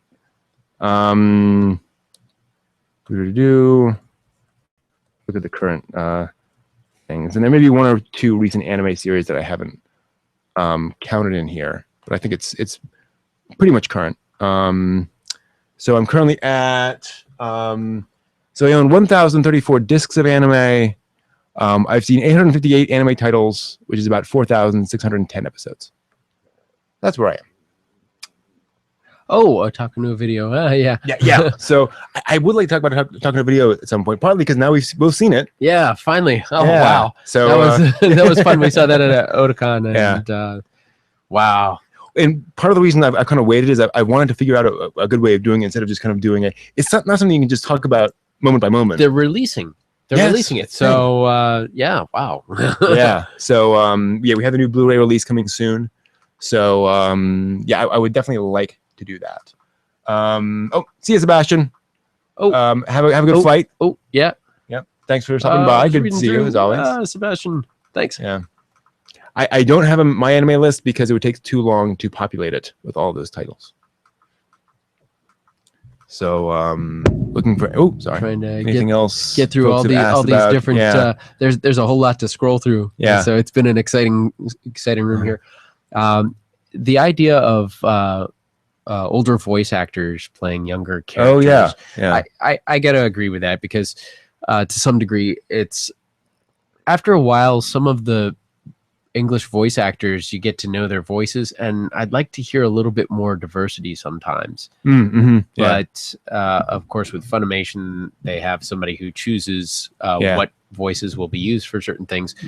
So, I sent them a note saying, hey, we want some more diversity in our voice actors. Because I'm not trying to be mean to the voice actors. I really like some of their characters, but having a little bit more variety would be good too. Yeah. So that's. I know somebody asked the question, what do we think about when American dubs try to dub the songs, try to like re-record the songs? Yeah, that could be hit or miss. Yeah, personally, I like it. I would much rather them at least try, because you can always listen to the Japanese version. If you want to listen to that, that's fine. I wonder what the original intro song for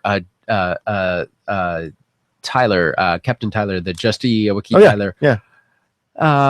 He's such a little lucky man. It's like it just doesn't fit very well, but it kind of works because it's the way he is. It just doesn't fit very well, and it works. Absolutely. But yeah, sometimes things. You get it, the original is a better fit. Yeah. And they try and do a good job with getting things to kind of mesh, but it sometimes you have to do so many changes that it may not be acceptable to the people who are authorizing the changes. Yeah. Oh,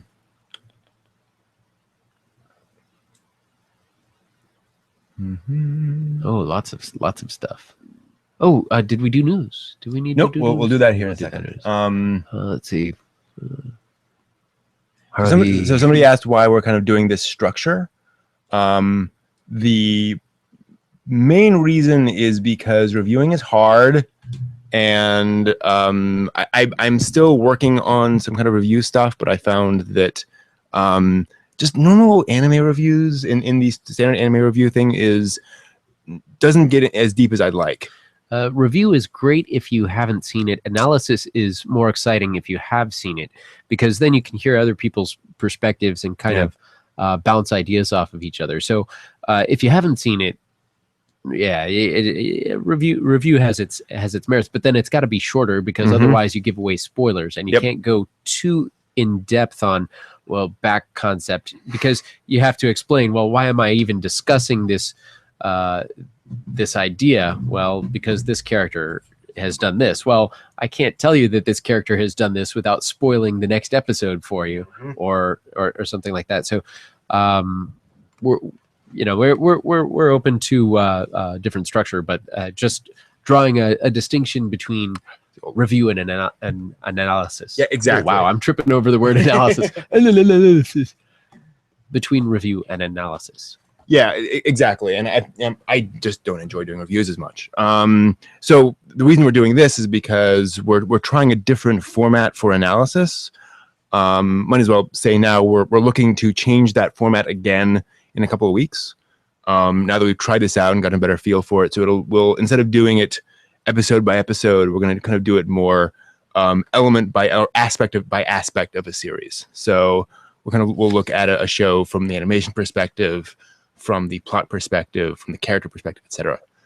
So still trying to figure all that out, but it's a lot more fun and interesting for me if I could do it this way as opposed to doing a review and analysis and so forth. So still trying to figure that out. We do like to hear feedback on that kind of stuff. Absolutely. So if you guys have particular interests, always like to hear that. And I wish, the disappearance of Haruhi. See, now I'm so excited about Haruhi. I want to like go through all the rest of the franchise. I definitely would like to do that at some point. Is do that.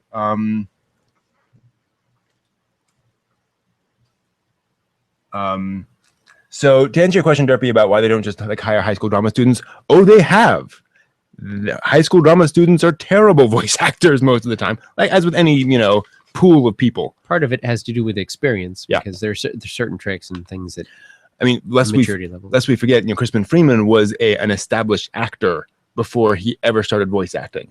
Most of the people who do well had a lot of experience with acting before they started voice acting. So you need to find the right people. And there are a lot of actors who are not good voice actors. The big problem is that there really aren't a lot of ways for voice actors to get in as voice actors. Generally, they come from other things. Yeah. So you have to canvas all the acting schools and so forth to find people who have the right experience and say, try voice acting for a while and see if you're good at it. At almost all the voice actors panels at anime conventions, the first things that the voice actors will say when they're asked, how do you become a voice actor, is take drama. Yeah. Do drama, do plays, do this, do that. Just keep doing all those things. And as you do those, you develop your skills and refine your craft. Yeah. And you also develop a repertoire that you can go into. Yeah. And diversity is very important for the voice actors because they have to almost instantaneously get into a character that they're going to have criticism and feedback from a director on. And they'll have to have that be able to fine tune and adjust it and understand what the director really wants. That's the thing. Yeah. And that comes with experience of having done stuff that works and stuff that fails, and being able to move into those areas fluidly without a lot of effort or time, because when you get into studio, time is money. Yeah. And if you have 4 or 5 people waiting for you to get it right, you really are kind of wasting their time. Or so if a person has a lot of experience, they can go right to the perfect thing without spending everybody else's time. And so it's an interesting industry if you get a chance to check out some of the stuff on DVD commentaries about it. So exactly. I don't know if that answered any. That's good. Yeah, exactly. The technical side of things is very important. And to answer your question, Derpy, if you're looking for bad high school voice acting dubs, search YouTube for fan dub, FANDUB, and you'll find fans who dubbed things. Top button. Top button. There's a button there somewhere. There we go. So look for fan dubs of things. You'll find some good ones, but you'll find a lot that are 15-year-olds trying to dub something and they think they can do a good voice. And God bless them, it's how you get experience, but you will get those early tests of people trying stuff. And of course, and the other thing too, to be fair, is as much as we might complain about there not being enough new voice talent, fans will complain way more about a bad new voice actor. So you got to also balance that they could try people, but it's a little safer to go with somebody who you may have heard a dozen times, but at least they'll do a decent job. Yeah. That's the thing. Yeah.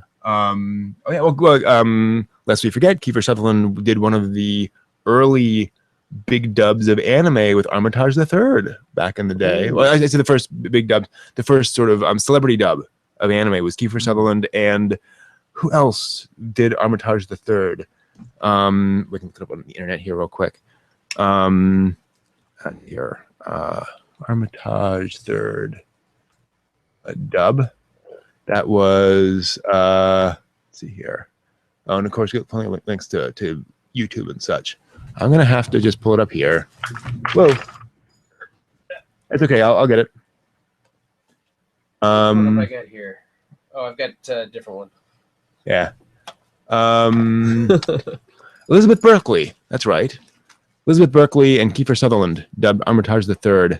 I think that was Dual Matrix back in the day. Polymatrix. Yeah, Dual Matrix. Dual Matrix is the first one. There we go. That's the one. Somewhere I think I have the third. So yeah, they for some reason did a dub of an anime back in like 1995 or something. Wow. Weird. Yeah, it happens, Derpy, definitely. All right, let's do the news. The Cowboy Bebop episode. Yeah, Pierre LeFou. Yes. Oh, Pierre LeFou. That is creepy. Yeah. Oh, that is creepy. It's good, but it's creepy, but it's good, but it's creepy. Exactly. I mean, I don't know how to interpret that. It's just... It is a reference back to a French film, I believe, called Pierre LeFou. So there are lots of sort of film references back to French New Wave cinema and things like that in that episode. Wow, So I gotta go and re-examine that. Yeah, it's a lot of weird things in that episode. But it's also meant to be sort of a creepy circus episode because clowns are scary. Clowns are scary. All right. What can we do? News. Whoops. Dang it. And now, stand by I keep for... messing that up. Why is that not... For the big Z. Yes. And we is. Stand by for... Horizons. The news show. With Brent and Evan. When news breaks, we fix it. So, gotta love it. That was right. Sorry, 1 second, guys. I pulled August up 11th. tab. Are we not? We are on August 11th. I wanted to actually get up a zoomed in version of this so we can actually see what's going on. Cool. All right. So yeah, go ahead. News for August 11th. The new Dragon Ball Z film, Resurrection F, opened in North America this past Tuesday. It made $3.5 million in its first 2 days. Cool. And that was the number 5 biggest movie in North America on Wednesday. Wow. So yeah, it was it also earned a bigger per screen average than any other top 10 movie that day. Cool. And it's now in over 1,000 theaters in the United States. Cool. It's already made more than the earlier Dragon Ball Z film, Battle of the Gods, in its entire theatrical run. So it also premiered on more screens in the US than it did in Japan. Resurrection F was conceived, written, and characters designed by the series' original creator, Toriyama. Toriyama. It opened in America and with Canada coming soon. Awesome. Glad to hear it. So also in anime and actually it's like Shonen Jump movie news, Naruto the movie premiered in Japan this past week. It made about $5.5 million in its first 3 days. Wow. And sold over 500,000 tickets.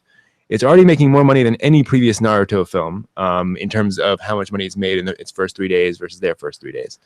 Like with the Dragon Ball Z film, this movie was conceived, written, and characters designed by Naruto creator Masashi Kishimoto. Those who attended the screenings received a fan in one of 2 designs, and by that I mean literally like cool. I think we have a picture down here somewhere of it. Yeah. So these fans, both designed by Kishimoto. So one of them has Naruto and Boruto on it, and the other has Sasuke and Sarada on it. And those who attend also receive a special book that includes an exclusive new one-shot manga by Kishimoto himself. And the story in that is set at the moment when Naruto became Hokage. So, we mentioned this because when you go to anime screenings in Japan, often you get a lot of cool stuff with it. And this is a good example of how they have all these cool giveaways at these. I wish they did that in the U.S. That would be neat. No kidding. Pretty awesome. Yeah, Jeffrey Wexler may have just leaked news of a new English dub of a Studio Ghibli film. Cool. He changed his LinkedIn profile to list himself as English dub producer for Only Yesterday. Okay, yeah. Meanwhile, Studio Ghibli International tweeted that they are on their way to Los Angeles for some kind of recording. Yeah. Yeah. Only Yesterday was directed by Iso Takahata. Thank you. Director of Grave of the Fireflies, and focuses on a young woman in the city who takes a long trip back to the countryside where she grew up and remembers her childhood in the country. Cool. I know Totoro had a dub that wasn't by Disney, but that was before the Disney deal. So this may be the first English dub since the Disney deal. Oh yeah, and I'm curious to listen to the two different dubs and compare and contrast them at some point. Totally. So for those curious, Only Yesterday is a Studio Ghibli film, not by Hayao Miyazaki. So I believe it is not part of the Disney deal. So it was licensed separately for its own release. So that Disney deal was the giant box set of Miyazaki, everything. Yeah, exactly. And all the great to have, and all the DVDs and Blu-rays they've released. That's all part of that big deal. The over time. And I suppose with Disney, the Disney dub will be the one. Yes. So it's cool getting dubs of Ghibli films. None of that. And Only Yesterday is one of those movies that's taken a long time to come over here. And it's a lovely film. Feels like Only Yesterday. Exactly. Yeah. Last Gasp Publishing, has launched a Kickstarter to print 4,000 new hardcover copies of the manga Barefoot Gen and have it sent to schools across America. Barefoot Gen is the story of a young boy who lives through the atomic bombing of Hiroshima, so it's a drama. The Kickstarter is already at $14,000 out of its $36,000 goal, with 29 days still to go. Wow. So it's still in its first day, so it's very likely to fund, which means you should certainly get in on it because you got a good likelihood of that working. You can order copies for yourself and copies for school, or order copies for yourself, then read them and donate them, or order copies just for schools. $25 gets you 1 copy, 45 2 copies, 75 3 copies, and you can order a mix of volume 1, volume 2, etc. All that.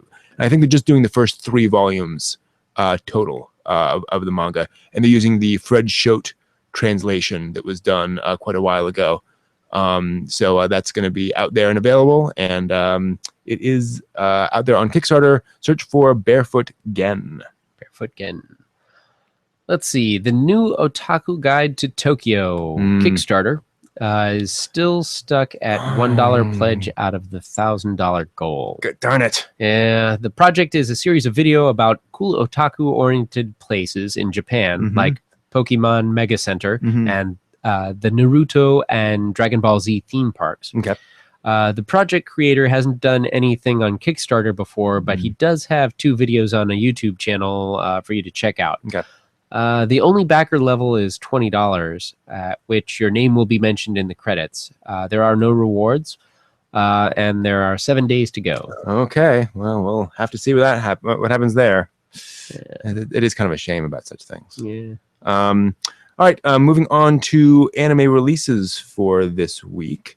I'd actually planned to bring up some stuff about this. We'll just talk. So first off is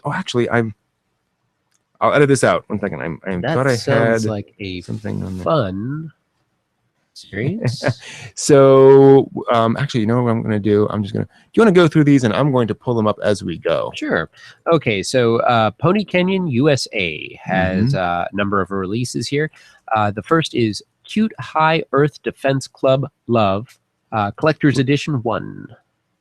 And that's available on Blu-ray and DVD combo, sub only.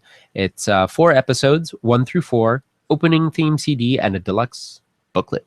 Cool. That's retailing for $72. Nice. And Pony Canyon also has Yuki Yuna is a Hero, Collector's Edition 3. That's a Blu-ray and DVD combo. There's 4 episodes, and that's episodes 9 through 12. Soundtrack outtakes are included on a CD and a 24-page booklet, and that's running for about $72. Now, Funimation has Basilisk, the complete collection, Blu-ray DVD combo, all 24 episodes and audio commentary. Wow. And that's one thing that's really fantastic about getting a disc is you get that audio commentary. So after you've watched it, you can just check out everything. That combo pack, DVD Blu-ray combo pack, is $30. That's a pretty reasonable price. Nice. I'm actually seeing it as 33 or so on Right Stuff, so it might be a little higher some places. Yeah. It depends on Amazon, Right Stuff, etc. Yeah, there's always a little variation there and who you get it from. Exactly. So let's see. Media Blasters has Kite Collection on Blu-ray for $15. Not bad at all. Yeah, that's a good price. Sentai Filmworks has Captain Earth Collection 2 DVD. It's the sub only. 12 episodes. Episodes number 14 through 25 for $33. Not bad. Sentai Filmworks also has Captain Earth Collection 2 on Blu-ray. Same sub episodes only, 12 episodes, 24 through 25. 14 through 25, sorry. And that's $39 for that. Not bad. Blu-ray, 12 episodes, $40. Man. Haiku. Is this Haiku? What's Haiku look like? Trying to pull it up now. It is a volleyball anime. Cool. Yeah. Haiku Collection 2 DVD sub only. 12 episodes, number 14 through 25 for $33. They also have a Blu-ray version. Same episodes, 12 episodes, numbers 14 through 25 for $39. Cool. And there's one more by Sentai Filmworks. It's the Kawaii Complex Guide to Manners and Hostile Behavior complete collection. Now that just in its title sounds riotous there. Now it's all 12 episodes for only $33. I want to see that. That sounds fun. Because if you've ever done any hosteling, you get an interesting group of characters coming through there, and everybody's got their own behaviors. Yeah, definitely. So that is $33 for 12 episodes. $3 an episode. No, not bad on Blu-ray. On DVD, sorry. On DVD. Fair enough. Yeah. Cool. All right. Thank you for that. Thanks to AnimeNewsNetwork.com and the DVD Talk forums for the links and information to this week's news. And that's it for Horizons for this week. Thank you for joining us. Indeed. All right. So coming back to the chat room here, guys. Let's see here. I want to see Schwarzenegger do the voice work for a Moe Technics at the Late Show. Yeah. You are so cute. It's not like I like you or anything. But just the internal dialogue would be riotous. Oh, man. Does she like me? I'm not really sure. It would be cool to get the same actors from the Marvel movies do their voices. I mean, cost is always the issue there. Generally speaking, you get a voice actor because they're a lot cheaper. In fact, there are a lot of voice actors who, without credit, do famous actors in movies. I love Only Yesterday, Mr. Battlestar. That I would love to talk about that at some point. I haven't made it there yet. No Game, No Life. Second print run will be stocked soon this month. Cool. Hey, good to hear. That's the great thing about Right Stuff. They're very communicative, which is always nice. Did we have a Right Stuff catalog around here? Oh, I think so. Yeah, we put one up at Otakon, I think, or something. I don't. Maybe over here. See it under here. That's all Megami. That's what was that? I think that's the Aniplex catalog. But somewhere I have a Right Stuff. Yeah, they still do the print catalogs, which is pretty cool.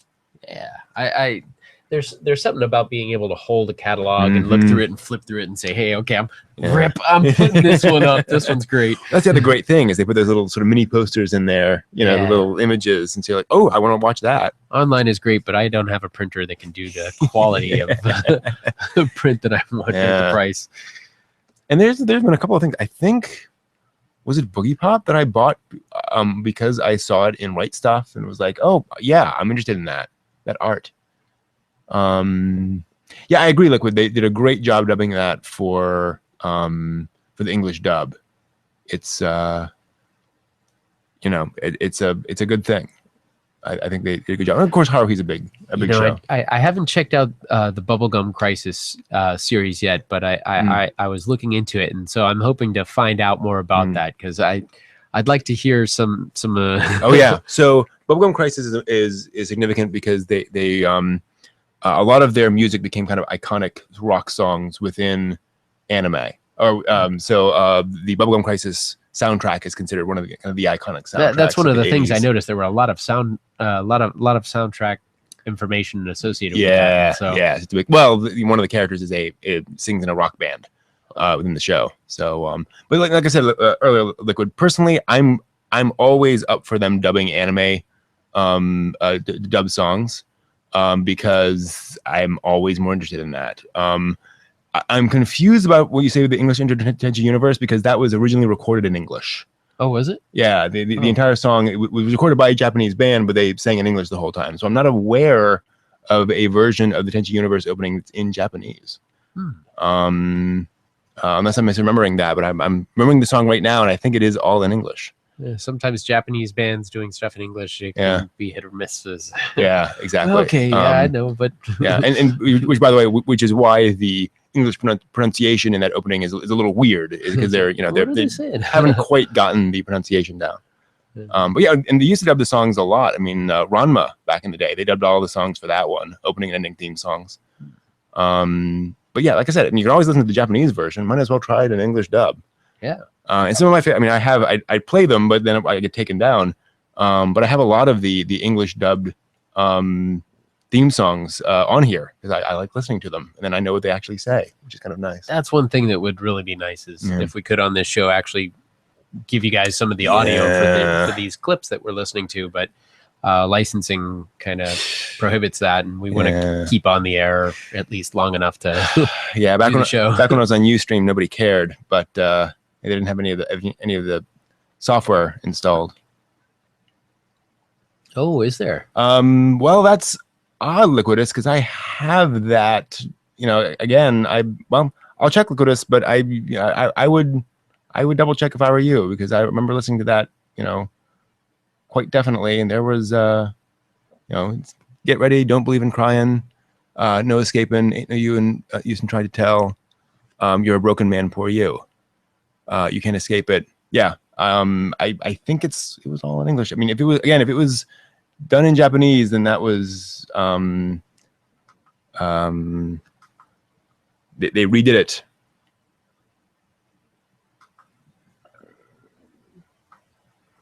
But again, it's been a while. The Tenchi Universe. Now, Tenchi was like a whole franchise, isn't it? Yeah, Tenchi Universe refers to the TV series, the first TV series. The first one. Yeah. Because I have the GPX that I've watched, and I thought that was a riot. I don't think I've seen. Yeah. And that's not the OVA. That's Tenchi Universe. Yeah. I think if you just Google Tenchi Universe, you'll find the TV show, and that's usually refers to it. So we'll have to double check on the Tenchi Universe opening theme. But yeah, I mean, again, and in fact, what used to be my personal theme song was the English version of the opening theme song to Tenchi OVA 2. Because I love the lyrics of that and the song of that, and I play it for myself frequently. So, but again, and we talked about this before. I don't get the whole "oh my gosh, my ears bleed" reaction to dubs that a lot of people do, where it's like, "Oh, it has to be flawless," or "I will post angry things on the internet." I don't care. I don't get that upset about things. Do I get into musical band type of anime like Beck Mongolian Chop Squad or Kids on the Slope? I didn't hear Kids on the Slope yet, so I got to check that one out. Yeah. Beck Mongolian Chop Squad I enjoyed. Me too. I haven't finished it yet, but I really enjoyed it. A friend of mine borrowed the discs and haven't given them back. Kids on the Slope. Yeah, Kids on the Slope is by several of the staff of Cowboy Bebop. So. Oh wow. Yeah.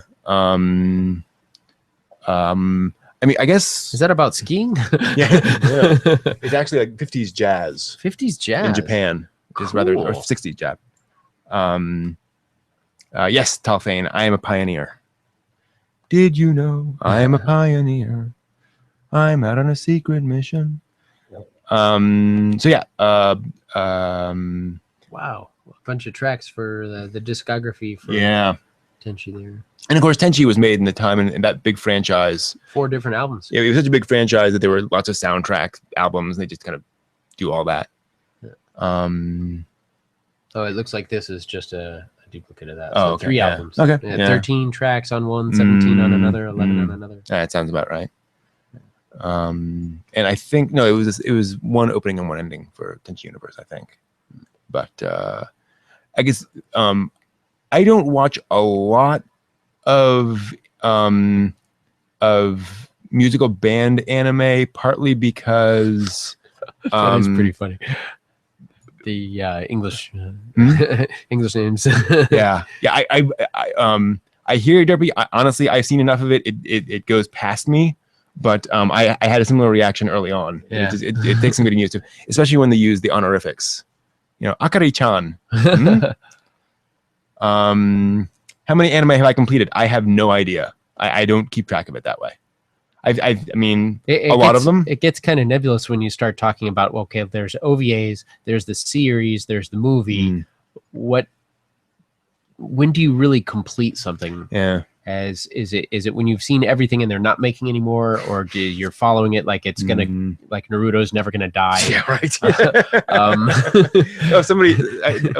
Funny thing about that, I was at Gen Con doing a panel, and somebody was asking about how things continue on, and they said, well, Naruto is going to end at some point. I was like, not necessarily. And they're like, well, the author can decide to end it. And I was like, that doesn't mean they're going to end it. We talked about Dragon Ball. I mean, that's going to continue as long as they want to make more Dragon Ball.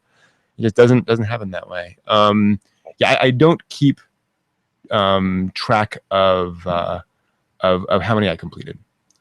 Yeah, exactly. Yo, that's interesting. I'll have to download that Liquidus. I did not realize that. But those are amusing hearing those kind of things. It is actually a something I do get a little annoyed by is how they will leave in a lot of those Japanese words when I'm like, your job is to translate. There does come a point where it's like, when you're leaving in lots of those different Japanese terms, there's a point where I'm like, I'd kind of like to have some equivalent, even though there is no direct equivalent, but try. I really like it when they do a good job with the signs that you see in the background and stuff like that. So there's voices and all, but if there's a sign that has some significance or some impact, it's fun seeing that translated.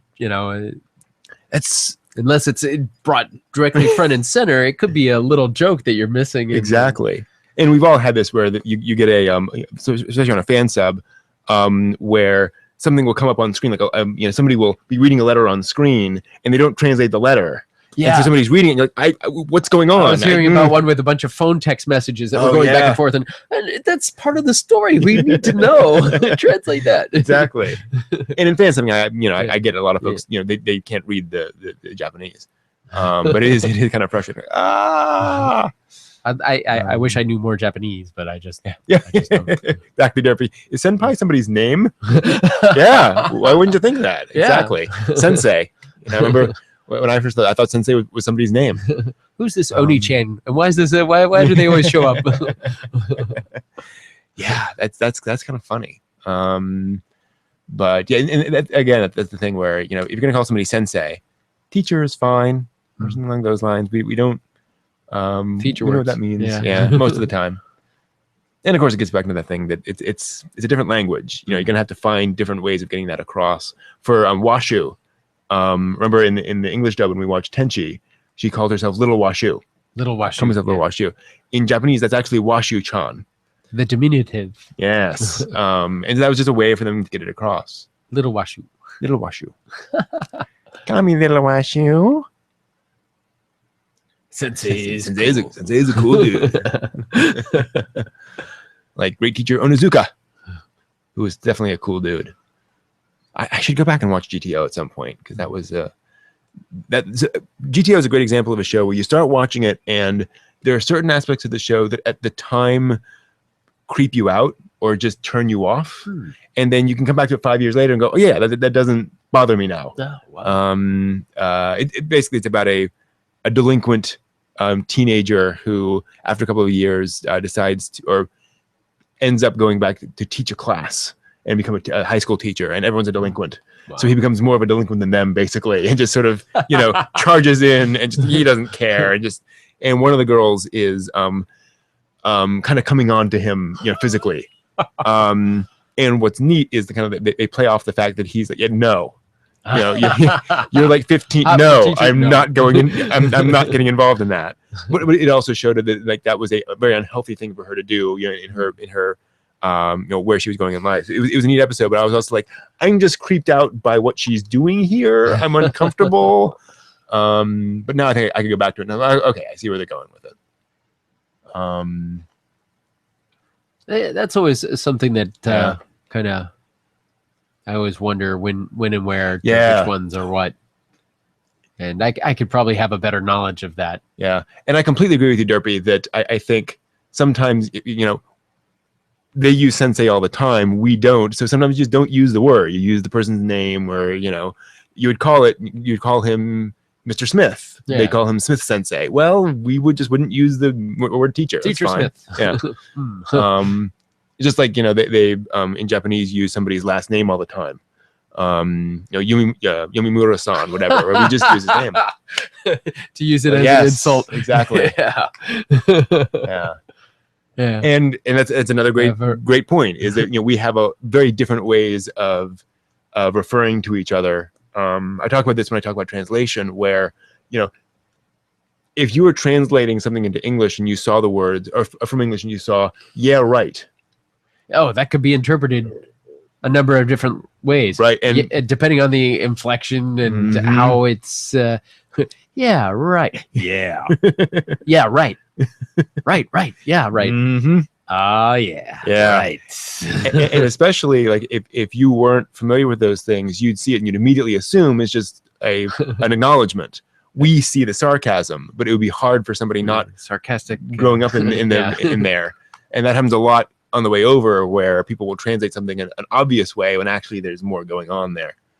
And you just wouldn't know unless you've been translating Japanese for 10 years, 8 hours a day. It's hard. Yeah. Kun is not just a dude you're mates with. That is most of its meaning. It can also mean basically classmate. Yeah. Or not just classmate, but kind of schoolmate. So somebody I go to school with, or I otherwise know. So somebody else in your class. So a girl would call another boy in her own grade going to the same school, which she generally call blah blah blah kun. Yeah. Even if you don't know them. I always think of the Escryed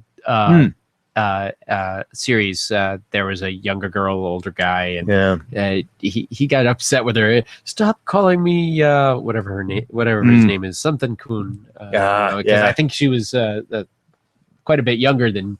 Oh yeah. And he was I don't remember. You guys probably remember the series.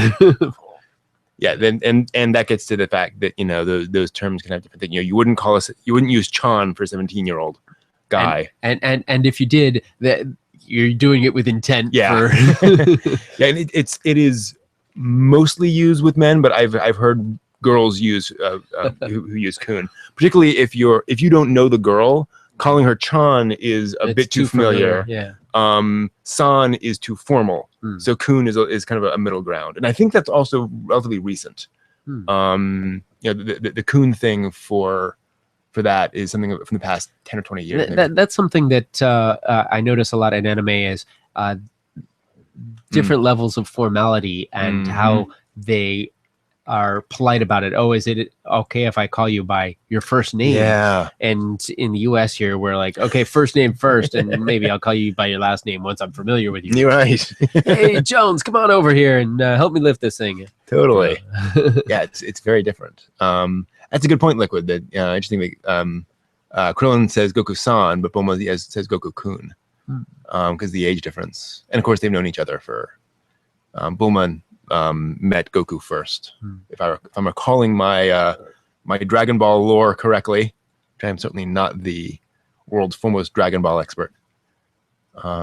But yeah, language is different. And there's the whole societal, the whole Confucian thing with the different relationships and the elders, and that sort of structured that we really haven't grown up with that kind of philosophical background, as much, at least. Absolutely. We respect our elders to some degree, but there's a different form of it there, and that comes up a lot in anime and manga. What you do or don't say to somebody older, how you treat somebody who's older. I was talking this past week to a friend about a scene in Denchi Otoko, Train Man, where this guy, this otaku's on a train, and a woman is being molested is a strong word, but she's being kind of hit on by an older guy, sort of harassed. Yeah, harassed. And so he's getting up in her face and breathing on her, and he's obviously drunk. But no one wants to deal with it because he's older than everyone else there. So everyone's very uncomfortable about calling him on the behavior or whatever. And so the main character finally ends up kind of standing up and saying, "Stop it." But it's that very different thing where over here somebody would get up and say, "Hey." Yeah. And it's also like people wouldn't want to do anything just period about anyone. It's the uncomfortableness of any public thing on a train, but over there it's the age is also a factor. Yeah, it's kind of strange over here. Sometimes people won't even do anything because they just don't want to get involved. But sometimes it's necessary. People will rise to the occasion. The worst thing is if nobody rises to the occasion to play the hero. Ghosting issues. Which one? What? Sailor Moon? Sailor Moon ghosting. Visual ghosting issues? Yeah, I'm not familiar with this. What would that be? We use it for a number of different issues. So I'm kind of wondering, are you talking on the playback? You get image ghosting? Is that, or are you talking about audio ghosting? Let's see.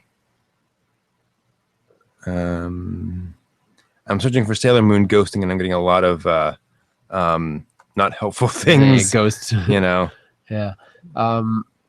Sometimes, sometimes it's like a visual artifact type of thing. When things are done, I haven't seen that for a while. I see what you're saying. Now that could be a matter of encoding if their luminance is too high. I don't know if you want to show that to everybody or not. Let's see if I can pull that out. There's white levels and black levels, and color falls everywhere in between. If your white levels are too high, you get this blooming effect at the parts that are white, and it sort of spills over, and it gives this sort of ghosting effect. That should be a matter of their encoding. They need to do a little bit of bring down the levels, the light levels, basically. So on a vector scope or on a waveform scope, you'd be able to see how bright it is and how dark it is. And if it goes above a certain level, it's out of the specifications for broadcast television. It may be okay for a DVD, but when you play it over the air, it would be out of broadcast specs. And so usually DVD authoring and content authoring, they try and keep it within that range. But there's so many different pieces of equipment. Sometimes things slip through without a good quality check. And if the luminance is too high, you'll get weird things. Well, and also I'm thinking Sailor Moon was very early 90s. So probably analog. Yeah, and I'm assuming it was made without common. They probably were assuming that there would not be a home video release because there was no VHS or Betamax at that point when it was originally being made. So it was probably made just for TV broadcast. And then when they went to the DVD, they had to do what they could. It is so there's another issue with going from Japanese system to US system. So US system, the way that they scale light is 7.5 IRE is your black level, and it goes up to 100 for your white level, and that's within range. Japanese go to 0 for their black level. So there's a difference. So if people translated it by just pushing it up, then suddenly the whites are above 100, which means that you're going to get that weird blooming effect. Interesting. It's you know, a little bit more on the technical side, but that was one of the issues with analog and back in the Japanese system and the US system. So we get decks that were from Japan. Change the black levels to 7.5 for US. So interesting. Good to know.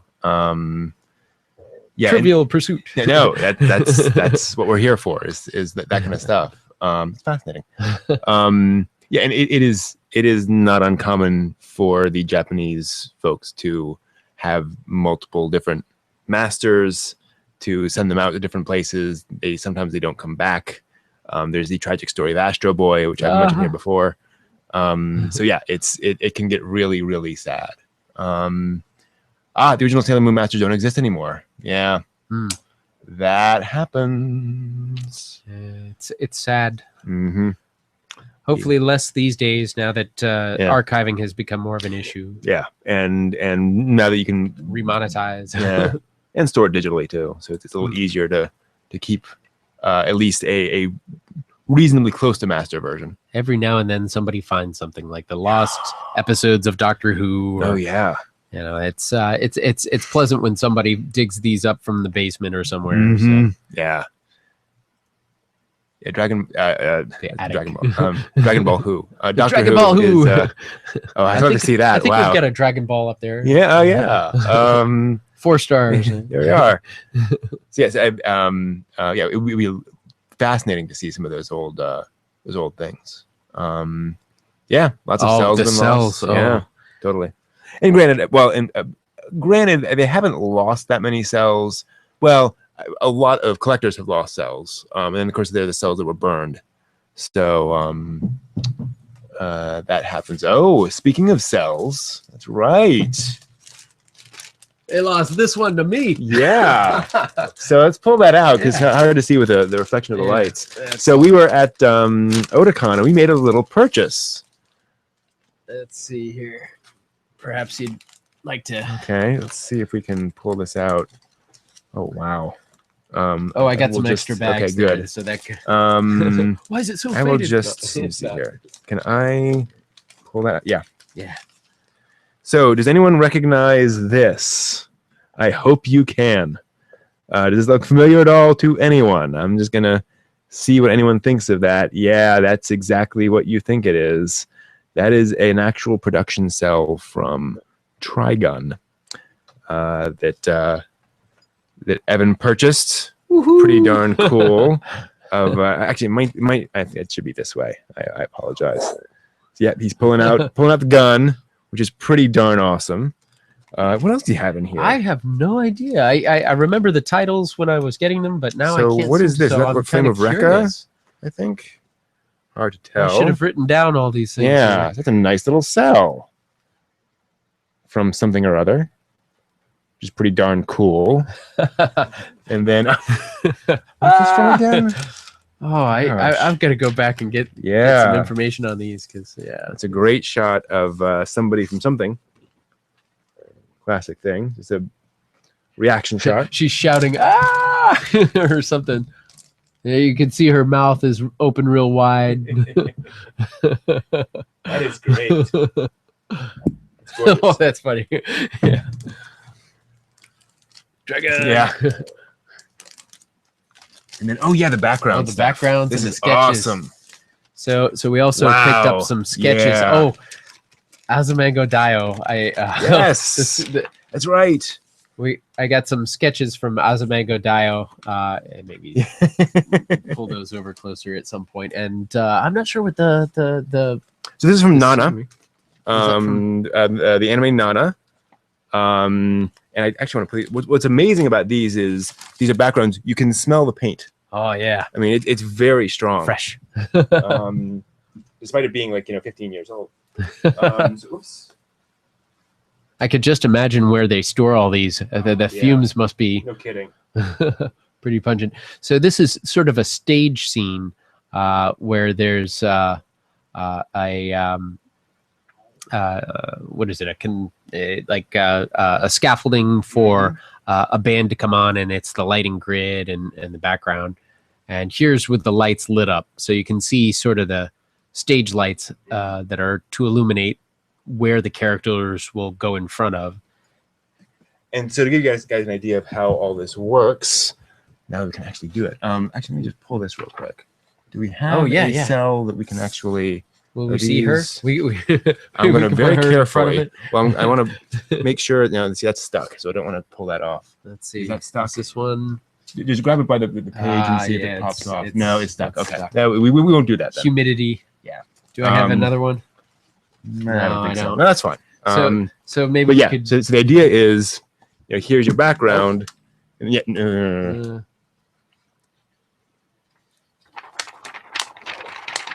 we go. Nicely done. Here she is shouting her song. So there's a moment in anime, if you will. Yeah. And so you would have the background on an animation platform and then the cell. And so they'd have a camera over top of this. They'd film that and then pop the cell off, pop the next one on, and film the next moment. And, the character can, we can even do a little pull cell here. So the character moves across and back. That's how that works. And then, the Azumanga. Oh, the Azumanga. So it's one of my favorite there are a lot series. in here. I got a bunch of That's awesome. Dials. So there's Sakaki running with a boy. I'm not familiar with who he is. Sakaki, it's random boy. Boys don't matter in Azumanga Daioh. And then there's is that Yukari Sensei? I think one of the teachers. Great sketch of her. Let's see what's in. Adorable. Oh, I should have covered the wall. That is awesome. Let's see. Wow. I didn't get the one with the cats. I wish I'd gotten. Look at that. The pillow. Who is that? When they're talking about the pillow, this is too comfortable for a teacher to own. How did you buy this pillow? The sketches, and you'll notice the hole cutouts in the upper corners, so that you can keep everything aligned. Mm-hmm. Yeah. So these are basically layout drawings. So this is what's used to establish who's going to be where and where all the drawings will be running.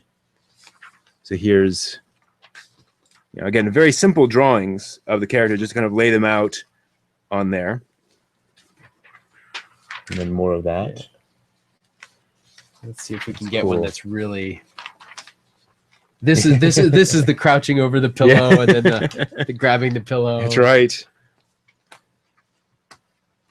That's pretty cool. The pervy teacher. That's right. There was one boy who was the pervy teacher. Oh wow. Oh yeah.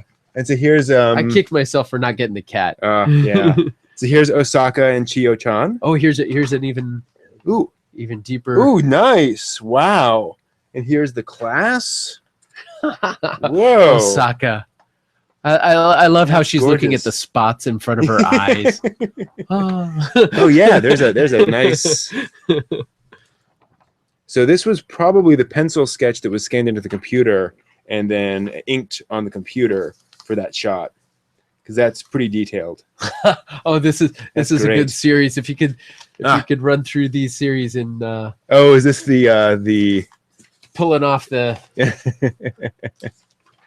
Yeah, it goes through the end here. This was a stack. Okay. Nice. Let's go on. So we have boom. Pulling off the shirt. It's hot. It's hot at this place where we're staying during the summer. Let's tell ghost stories.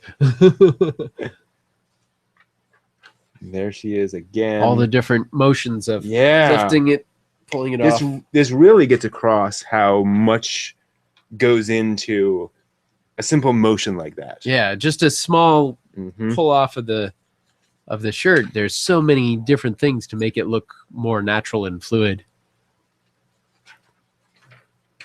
And so here's the basic body drawing. You know, it's funny. Derpy was asking how we got this stuff. They don't sell these at conventions. You know, I searched through the entire merchant's floor of Otakon, and I found one guy who had Yep. a collection. There were a few vendors who had a few cells here and there, but this guy specialized in cells. And somewhere we have his card, we might mention him. Yeah. Maybe even do an interview. I haven't transferred all our footage yet. We did an interview with him, and we will probably post that at some point in the future. It's a great drawing. And he is a collector himself, so a lot of the things that he was selling was stuff that he bought over time in big lots. Which is pretty awesome. It's impressive. He had a bin full of backgrounds. Yeah, thousands and thousands and thousands. And Of cells. you know, I did I get any blue line ones or? Yeah. Oh yeah, some blue lines. So the blue line they use a blue pencil for certain things and red for another, and you can see all the markups sending it back this way and that way to we need this here or that there, and we want this effect or that effect. And this has like a flip page thing. And, Oh, cool. oh, here they are jamming. Oh, wow. This is what's going to go Awesome. in front. You know, they've got the guitar. Nice. Here's the flare of the lights. Here's the stage. So this is kind of the layout of the shot. You get the stage in the background. If I ever see that cat one from Yeah. Azumango Daioh again, I got to get it. And then here are the lights pulsing. So you'd have, that pulsing. And then here are the characters. Like, oh, ah! Then here are the characters jamming in that shot from Nana. Jamming. That's amazing. I mean, just the fact that these made it all the way over here to America. Yeah, it's incredible. Nuts. And I think you also have a timing sheet in there too. Did I have a timing sheet? I thought so. Maybe not. These are just all drawings. Ooh. Oh, whoa. Oh, wow. Yeah, let's. You want to show that? That's amazing. And all the notes. Oh, the cigarette must be glowing. Yeah. Yeah. Let's see. I I guess think they're all exactly what taped it in is. different ways. Okay. Well, I'll do it just like that then. And so again, here's the layout for the shot. I can do this without manhandling anything. Oh, they're stapled.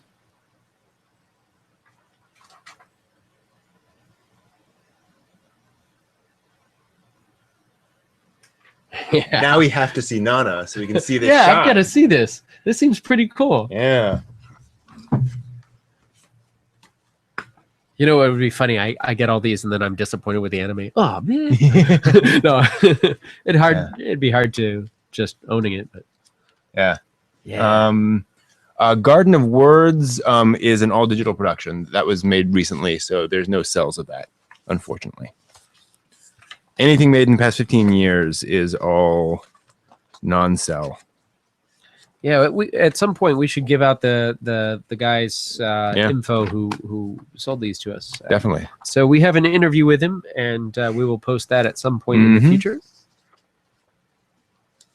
And if he comes to an area near you, definitely hit him up for it. Yeah, there aren't many cell dealers left. If you don't do that, you got to go online. The thing is, they're not making any more of them. Yeah. So best you can do now are these pencil sketches, and even those they don't have a huge market.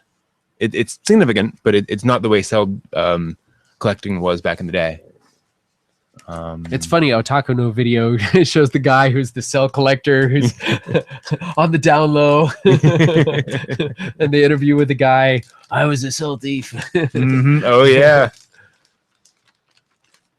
In fact, I have on here, was it a Space Thunder Kids, which was made with those stolen things. Yeah. But yeah, that's just the way reality is. We moved away from cells.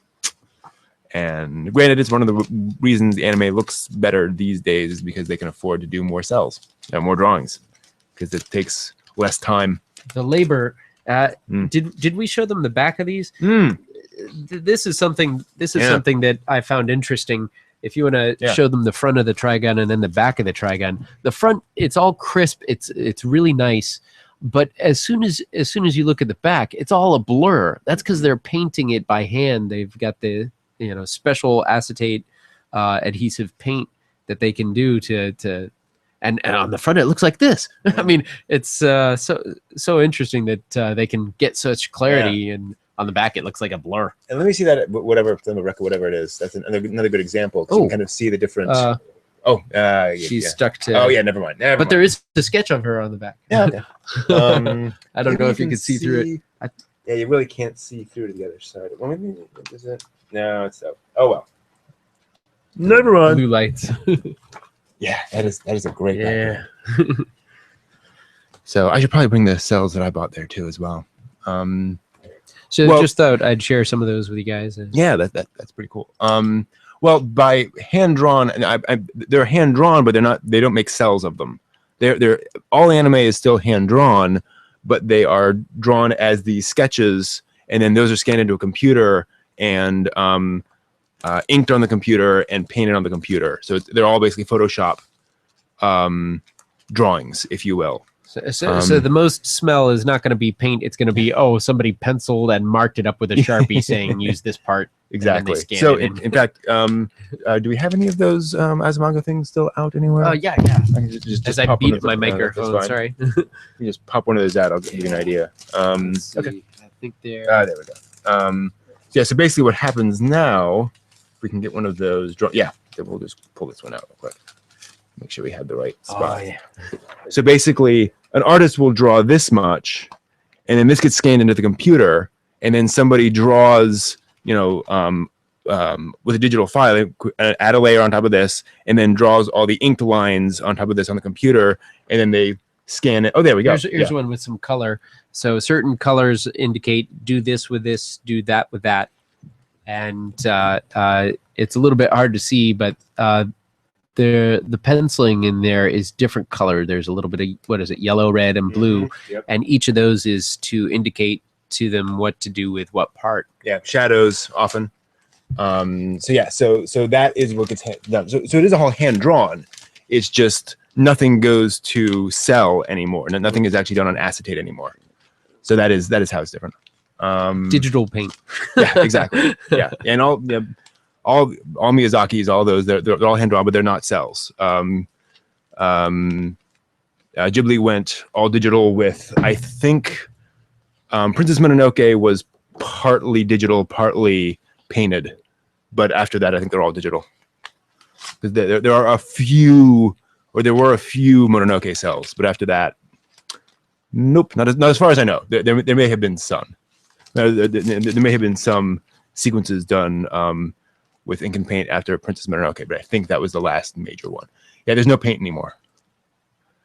Now there are a few, artists who will do backgrounds, still hand painted. So also, like, if that's just what you do, you're painting a sky, you may be better doing that with actual watercolors than on a tablet or a computer. But in terms of the hand drawn stuff, it's just no. I heard Ray Bradbury never got comfortable with the word processor, always wrote stuff on a typewriter. So hey, it's what you're used to and what you're good at. Yeah.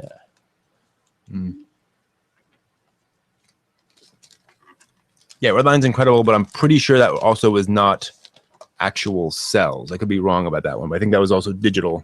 Again, hand drawn onto computer. Spriggan was the last anime film made entirely on cells. After that, there were some that used cells, but they increasingly moved to digital. But Spriggan was meant to be the last great gasp of all cell production in Japan. And so the chance of getting a sketch from something modern is much better. Right. Is the only chance you'll get. Exactly. And I'm sure a digital print format will come out where they can do some fantastic printing. And so this is an important point. So sometimes they will make what's called sericells, where they will basically print the drawing onto acetate and do a limited number, like 1,000 of those of a single shot. And so they'll pick up a particularly neat moment and do that as kind of a limited edition. So it's not hand painted; it's just sort of printed. And sometimes they will also do like special things where they'll get somebody to hand paint 5 cells of something as a promotional thing. But you also will get a lot of fake cells. So you do come across cases where people will actually hand paint cells and try to pass them off as the real thing.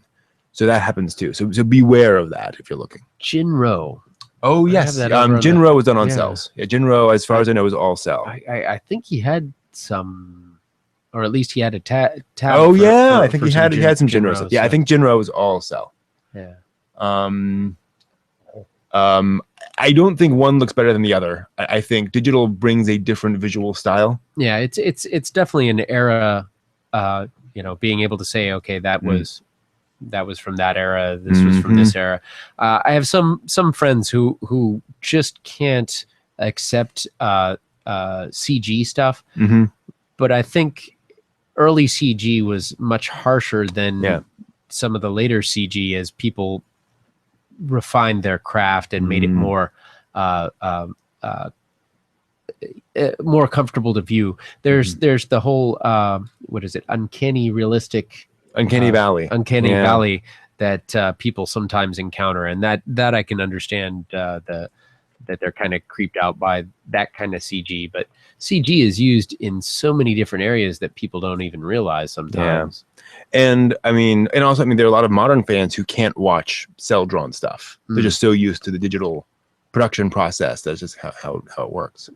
But yeah, so to be clear, when I said Spriggan was the last, I meant that Spriggan was the last anime film made entirely with cells. It took a few years for all of the studios to move over into full digital production. So there were other series and other movies that were part cell, part digital. Spriggan, Spriggan, Spriggan, and so it took a while. So Lane, for example, Serial Experiments Lane was part digital, part cell. To get some mostly cells. Digital, part cell. But also Lane was intentionally doing a lot of digital. They aggressively did digital. So it wasn't until about maybe 2001 that everyone moved over. And the problem was, they get to this point where nobody has the paint anymore. The paints have dried up. Somebody remember the formula. Right, exactly. The formula the ancients had. Yeah. So just, even if you wanted to do it, finding the right people, finding the right materials, finding a camera setup that can do that. It's museum stuff now. Oh yeah, so the overhead Moco. Yeah. One thing that I've noticed, I've been watching Mobile Suit Gundam. Yeah. And in cell drawn anime, you'll notice occasionally little white dots. Yes. And they use those as reference points when they're moving things around. You got to keep things lined up for your animation so that the mouth doesn't float around on the face, and people are following the same vector of motion. And so there's a bunch of little things that if you don't realize it, you think, okay, a grit on the lens when they were filming it or something, but it's actually a subtle point that they use in getting everything lined up. And it's really neat once you see that. Yeah. The problem is if you try and pay attention to how they did that, then you're not paying attention to the dialogue and like, oh wow, okay, wait, no, okay, rewind, okay. What now? Follow the story. And Gundam 0079 is a good example of that. The first Gundam series. There's a lot of that in there. There's a lot of little white alignment dots in that show because there's a lot of pull cells. There's a lot of ships moving relative to each other. So you see it a lot in that show. But I completely agree with you, Derpy, that that show does have a lot of really funky, weird looking shots. They also tried to innovate to an extent on visual style. So there was a lot where they pushed hard and sometimes they didn't do very well. Oh yeah, well, it's a good point, Liquid. Sometimes it goes right. A lot of it too is how you approach it. Terminator 2 has very few CGI shots when you can actually count them. I'm really curious about the liquid metal also Yeah. from Terminator 2. That's just so cool. And I was thinking about another one, The Abyss, where they have the face in the water. I mean, it's pretty neat how the magic happens. I've seen some behind the scenes documentaries on those, and they said, understand that James Cameron will come to them and say, look, you're doing 10 shots. That's as much as we're going to see of this liquid metal. Make those 10 shots look amazing. And we're going to spend a year getting those 10 shots perfect. Wow. We're doing lots of other things as well, of course. But that's one of the reasons Terminator 2 works so well, is because they were able to minimize the amount of time and make sure those shots really worked well. And they also chose shots like the liquid metal coming up from the floor, which CGI is very good at, going from a very planar, thing into another form. They didn't try a lot of the harder stuff that you saw in, for example, Jurassic Park 3, where sometimes they're doing so many shots that some things look better than others. But yeah, no, the whole thing I love The Abyss. That was a great film. And that guy with the glasses has a great video on CGI in that period where he says that Hollywood had this problem where CGI came along and suddenly they had to use it for everything. And you got Twister, and you got all these disaster movies, and the CGI looked really, really poor because suddenly, we've got to put CGI in stuff. And it took them until about 2003 for them to realize, okay, now we know how to use it right, and we're not just going to throw it in all the time. It's funny when a new effect comes on the scene. People use it like crazy, and then they get a feel for, okay, a little salt is good, too much salt ruins the flavor. There's a just right mix for this. Remember that period where every movie had to have one shot where there was CGI and debris would fly at the camera and hit the camera, and it got to the point, okay, we've seen this before, we get it. That's funny, but well, and let's not forget Green Lantern, where the CGI just never looked convincing, and that was an all CG suit, but in Iron Man it looks great. You mean Iron Man's naked? Wait, oh no! It's funny, the green lycra spandex suits that I saw somebody at the convention dressed in one of those. You could have him floating around in face in space or something. Yeah. And thank you for that, Liquidus. I really liked Advent Children. I thought that looked very good for a 2005 animated CGI movie. It did not have an uncanny valley for me. People freaked out, but I thought it would work really well. Once I got into it. Yeah, exactly. Again, you have to realize it is a CGI animated movie. Like Beowulf. It's not going to look realistic. It's not going to look like a cartoon. It has its own visual style. That's one I forgot to watch. And you're right, Theo, and hi. One of the big issues they have with CGI is the fact that anime is not done at a consistent frame rate to save money. And so when you have CGI that's going at 30 frames per second, really notice the contrast. Yeah. Hey, what happened to all my? It's a real problem. In Robotics Notes, we were watching that, and there's characters carrying around tablets. And so they have little CGI screens and stuff on the tablets. And again, they pull the tablet up, and it's 3 cells to get them up to there, but there's movement on it all the way up, and it's just it's wow. It gets you So and again, there's no good solution to that. What's really strange is when I go back and I look at really old anime from the 60s and how much less actual animation was done and more camera movements across static pictures to tell the story. Yeah. And cost savings. Well, and of course we have the funny thing that we go back to the original Star Wars, and the Empire's main battle computer on the Death Star is a monochrome green, with 5 lines on it. Like, really? And they use a Grass Valley 200 switcher to kill the planet. They fade down. Usually that fades to black. We're just gonna fade out a planet with this. You know, and again, that was 1977. That was the best CGI they could possibly do. Why do all the computers on this spaceship why are they CRTs and not flat screens? Always thought that. And yeah, you're right, Theo. You know, one of the problems is that video games and movies pull in all the talent because they make way more money in there. Yeah, anime has that problem that they just make so much less money than any other industry. There's been a lot of talent drain to video games and movies.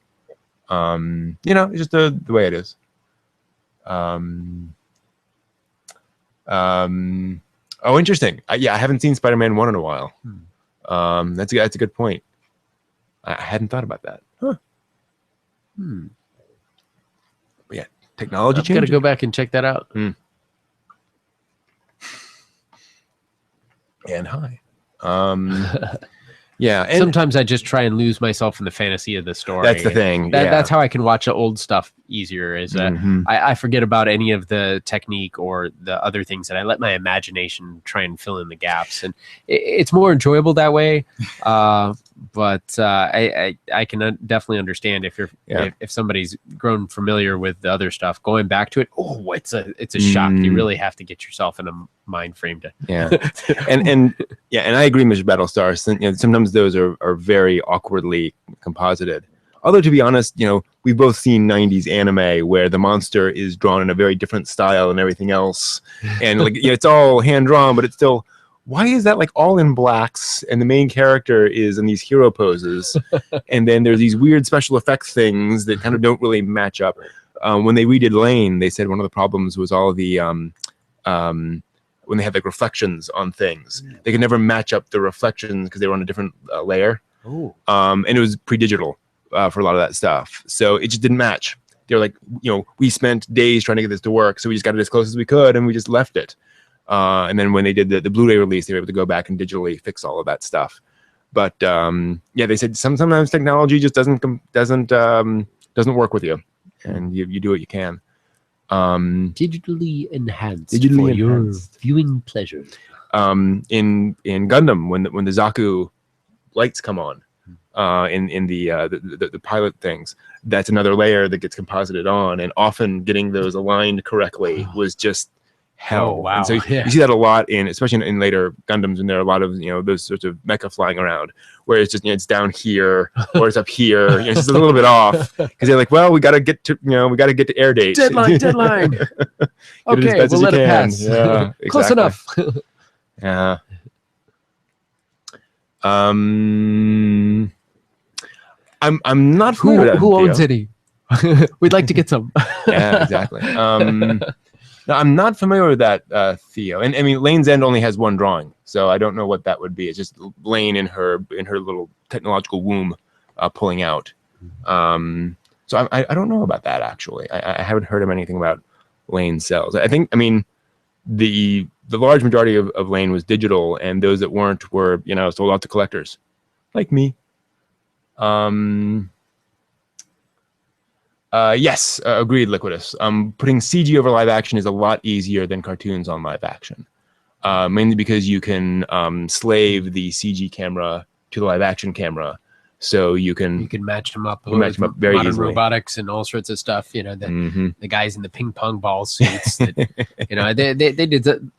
If you go back and look at the Mummy series, the Mummy Returns, and all that, they did a lot of that with, you know, basically ping pong ball suits fighting in big empty spaces, and they fill it all in. And it's just amazing how much that they can do with that stuff, and how the actors really get themselves into a fantasy world that they're envisioning. And then after all that is caught, then the CG can be made to look like it matches everything that they're doing, because if they did the CG first, the actor would have to take a million takes to get precise movement. So sometimes they'll do the wireframe first and then work off of that. And also with CG, you can always adjust the lighting. You can adjust all those various things. When you're animating hand-drawn, you get one version of that. And if you change it, you have to go back and, you know, recolor everything. So it's a lot harder to make it match. And also, CG looks... relative to hand-drawn, CG looks closer to live action than hand drawn does as a flat cartoon. So it's harder to sell, if you will, a cartoon character interacting with a human compared to a human interacting with a CGI tentacle or whatever. It's just the way it is. So there's the Looney Tunes movie, Roger Rabbit, and not much else. It is so was expensive. it Space Jam? Space Jam. Space Jam, and I haven't seen one in a long time. No, well, expense. Who Framed Roger Rabbit was a big, was extrememely expensive, and it did okay, but not really enough to I make enjoyed people it. go, oh yeah, More. yeah. Well, I mean, I mean that financially. People loved the film, but relative to its budget, it was not a runaway success, as I recall. Yeah, well, not 100% CG Battlestar, but yes, a film that is large amount of CG. Yeah, like 100%. Yeah. Yeah, getting that camera outside the spaceship. You mean right? They didn't have the budget to do that. Imagine that. Yeah. Yeah. And by the way, astronauts have been asked how accurate gravity is, and they basically said, "Don't ask." Like, no, it doesn't happen it wouldn't happen that way. No. Looney Tunes back in action. Oh, that's right. Yeah, there was another live action one recently. I mean, more recently than Space Jam. But yeah, again, the problem with a animated and live action film is you got to make a live action movie and make an animated movie. That's basically. a lot of work. I'm just drawn that way. Yeah, I'm not exactly. bad. I'm just drawn that way. And there's a lot of animation history packed into Who Framed Roger Rabbit. There's a lot of little hints and references to how things actually went. I think we've talked about the dip and how that was a real thing. Yeah. There are still rumors about Space Jam 2 with LeBron James. I think there's still rumors. I think it's one of those things where somebody thought it up on the internet and it's bounced around, and probably somebody suggested it at some point, but I think it's still pretty light. I want to bring back Betty Boop. Ooh, yeah. Boop, boop, ba-doop. Boop, boopy doop. Yeah. Talk about a sex symbol. Man, back in the day. And they're still talking about an Akira film, live action film. Oh, wow. And actually, they announced recently they're working on a Naruto live action film in Hollywood. So who knows? And of course, there's the Ghost in the Shell movie with Scarlett Johansson that's still moving ahead. Ooh. So we will see how that goes. I don't know. So, all right, it is late here, guys. We should probably get heading out.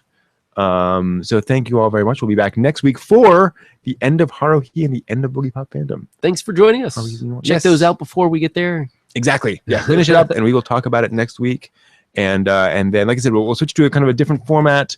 We're going to be analyzing things once we're done with them and looking at stuff differently. We still have to figure out exactly how we're going to schedule that.